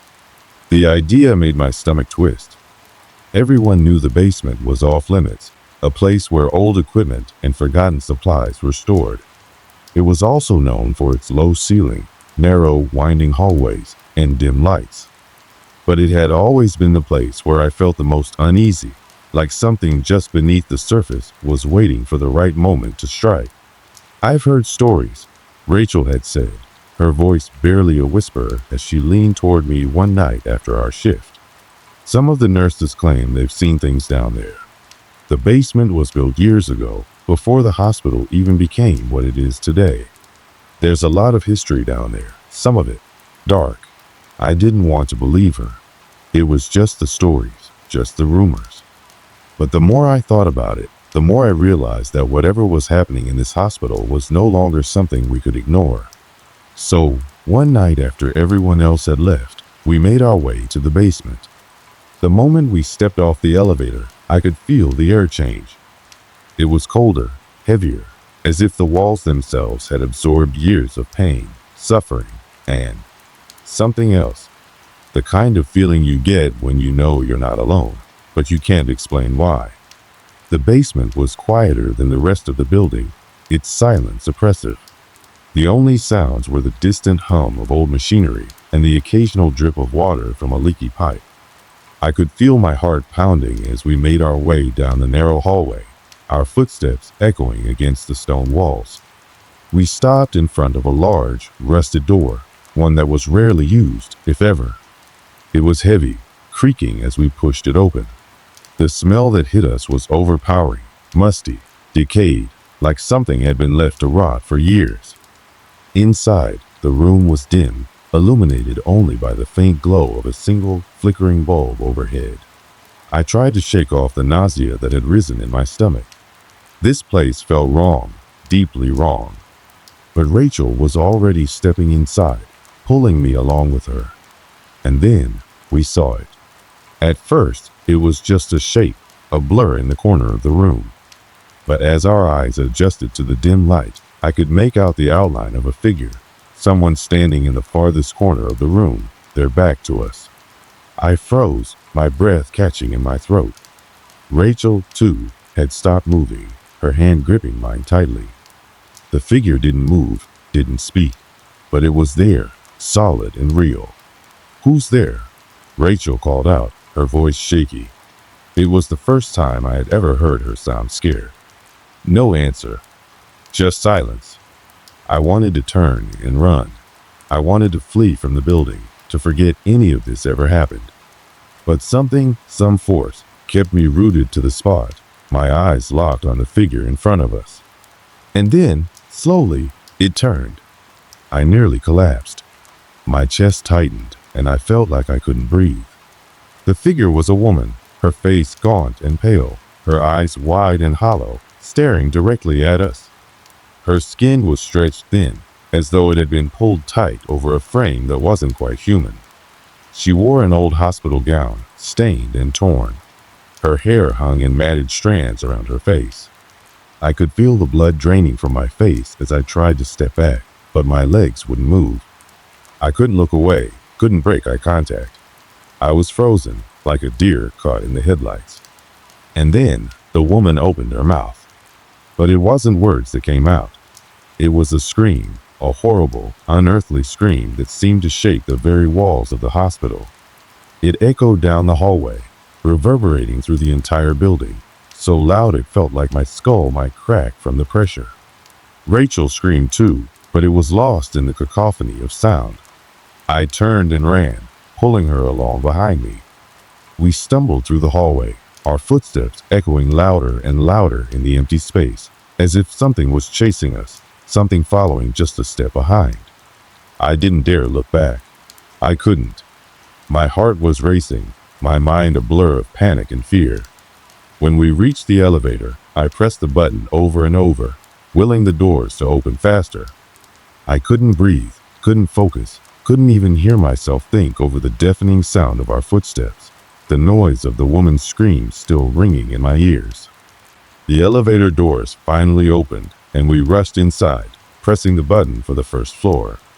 As the doors slid shut, I dared to look up. There was no one there. But I knew, deep in my gut, that whatever we had just seen, whatever had been following us, wasn't gone. It was still there, waiting for us, waiting for its moment to strike. I couldn't shake the feeling that we were no longer safe, that the building itself was alive, feeding off the fear we had awakened. When we made it back to the nurse's station, I could barely catch my breath. I was shaking, drenched in sweat, my heart hammering in my chest. Rachel was in just as bad a shape, her face pale, her hands trembling. We didn't speak. We couldn't. But we both knew one thing for sure. The hospital had a history, a dark one, and it wasn't about to let us go that easily. The elevator doors closed behind us with a soft, metallic clang, and the world outside the hospital seemed distant, unreachable. The sounds of the building, the harsh screech of the overhead lights, the distant hum of machinery, The whispered voices of patients long gone faded away as we descended back into the quiet of the lobby. I could barely feel the floor beneath my feet, as if my legs had turned to stone, and my head felt light, disconnected from the rest of me. I didn't speak. I couldn't. My mind was too full of images, the woman's face, her hollow eyes, her voice, that scream echoing through the basement. Each moment from that horrifying encounter was replaying in my mind over and over again, like a film I couldn't stop watching. Rachel was equally silent beside me, her face just as pale as mine. Her eyes were wide, her hands still trembling. I could tell she was trying to process what had just happened, but there were no words for something like this. We didn't stop until we reached the front entrance. As we stepped out of the building, I felt a strange sense of relief, like I had been holding my breath for hours and could finally exhale.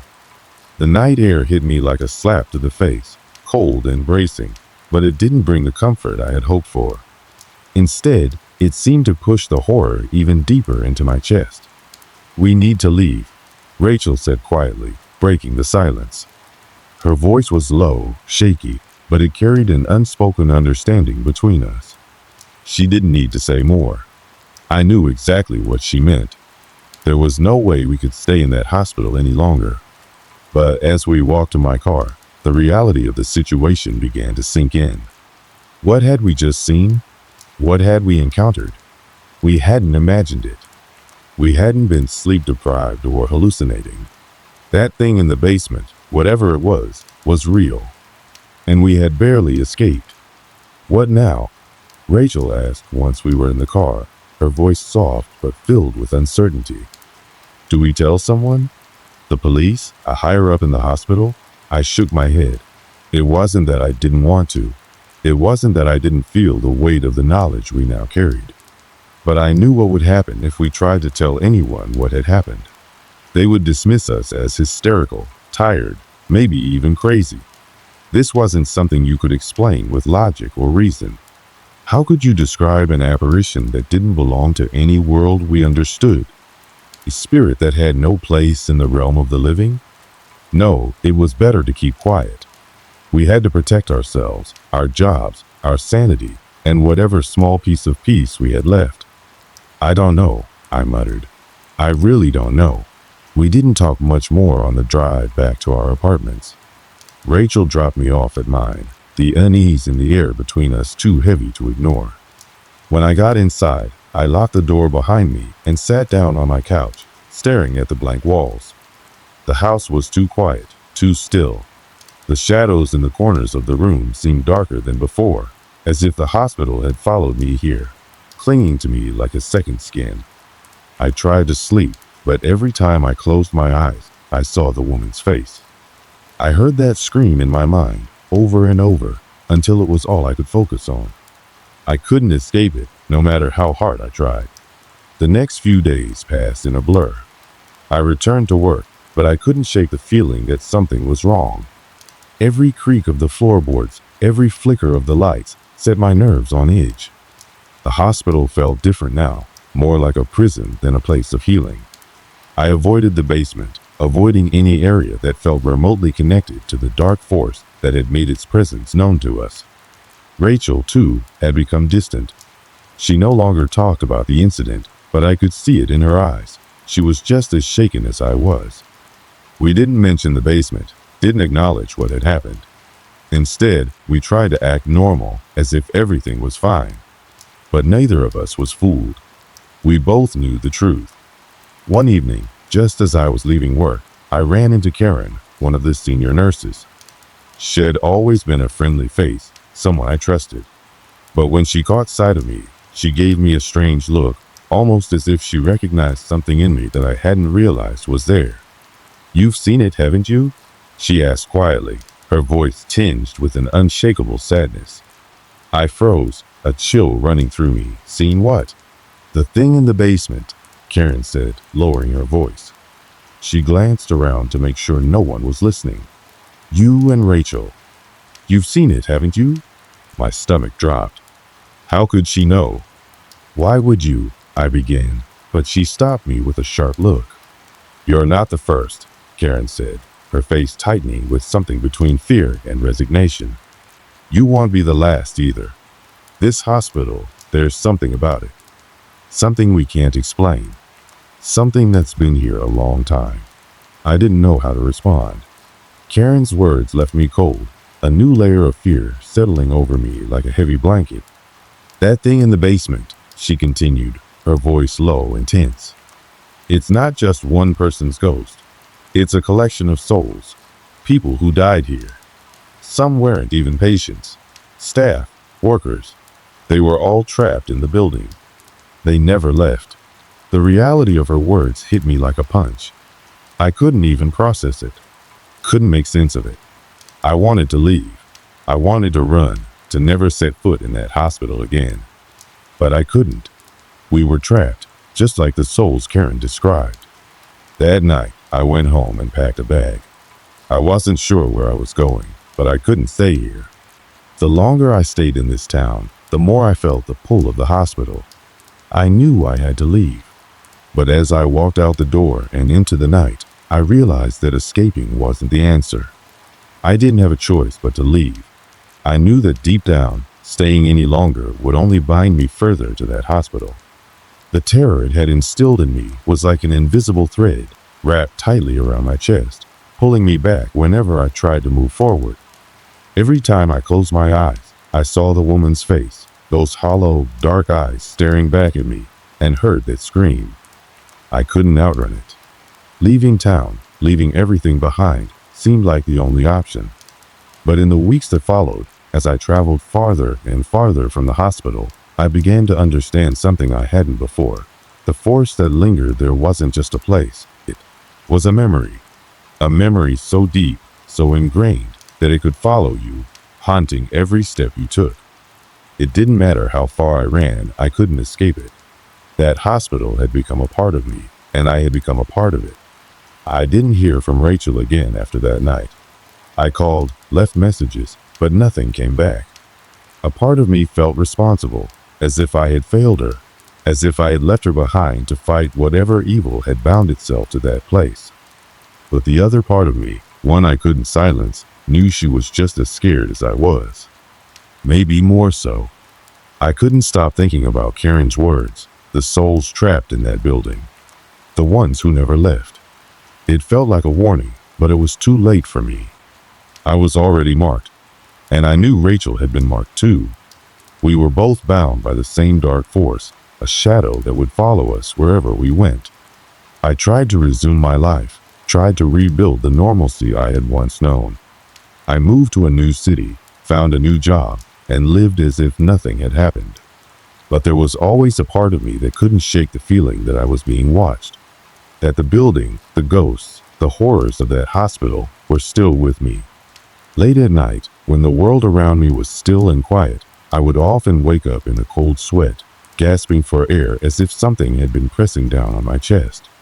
I would sit up in bed, the silence of my apartment weighing heavily on me, and feel the ghostly presence of the hospital lingering in the dark corners of my room. I tried everything to block it out: therapy, meditation, moving again, but nothing worked. Nothing could undo what I had seen, what I had felt. The woman in the basement, the thing she had become. It wasn't just a ghost. It was an experience, something I couldn't explain, but couldn't forget. I thought back to the moment when Rachel and I had first stepped into that hospital, naive and unaware of the darkness that lay in its walls. We had thought we were just doing our job, keeping the night shift going like any other. But in the end, we weren't just employees of the hospital. We were witnesses. We had seen what no one was meant to see, and we were never meant to leave. And that's the hardest part. Knowing that no matter how far I run, no matter how much time passes, I will never truly escape. The hospital is out there, still standing, still waiting for the next person to stumble upon its secrets. Rachel and I were lucky. We made it out. But I know that there are others who didn't, others who walked through those doors and never walked back out. And somewhere, in the shadows of that place, they wait. The souls of the lost, the forgotten, and the damned, waiting for their next victim. As I sit here, writing this, I can't help but wonder, Am I still being watched?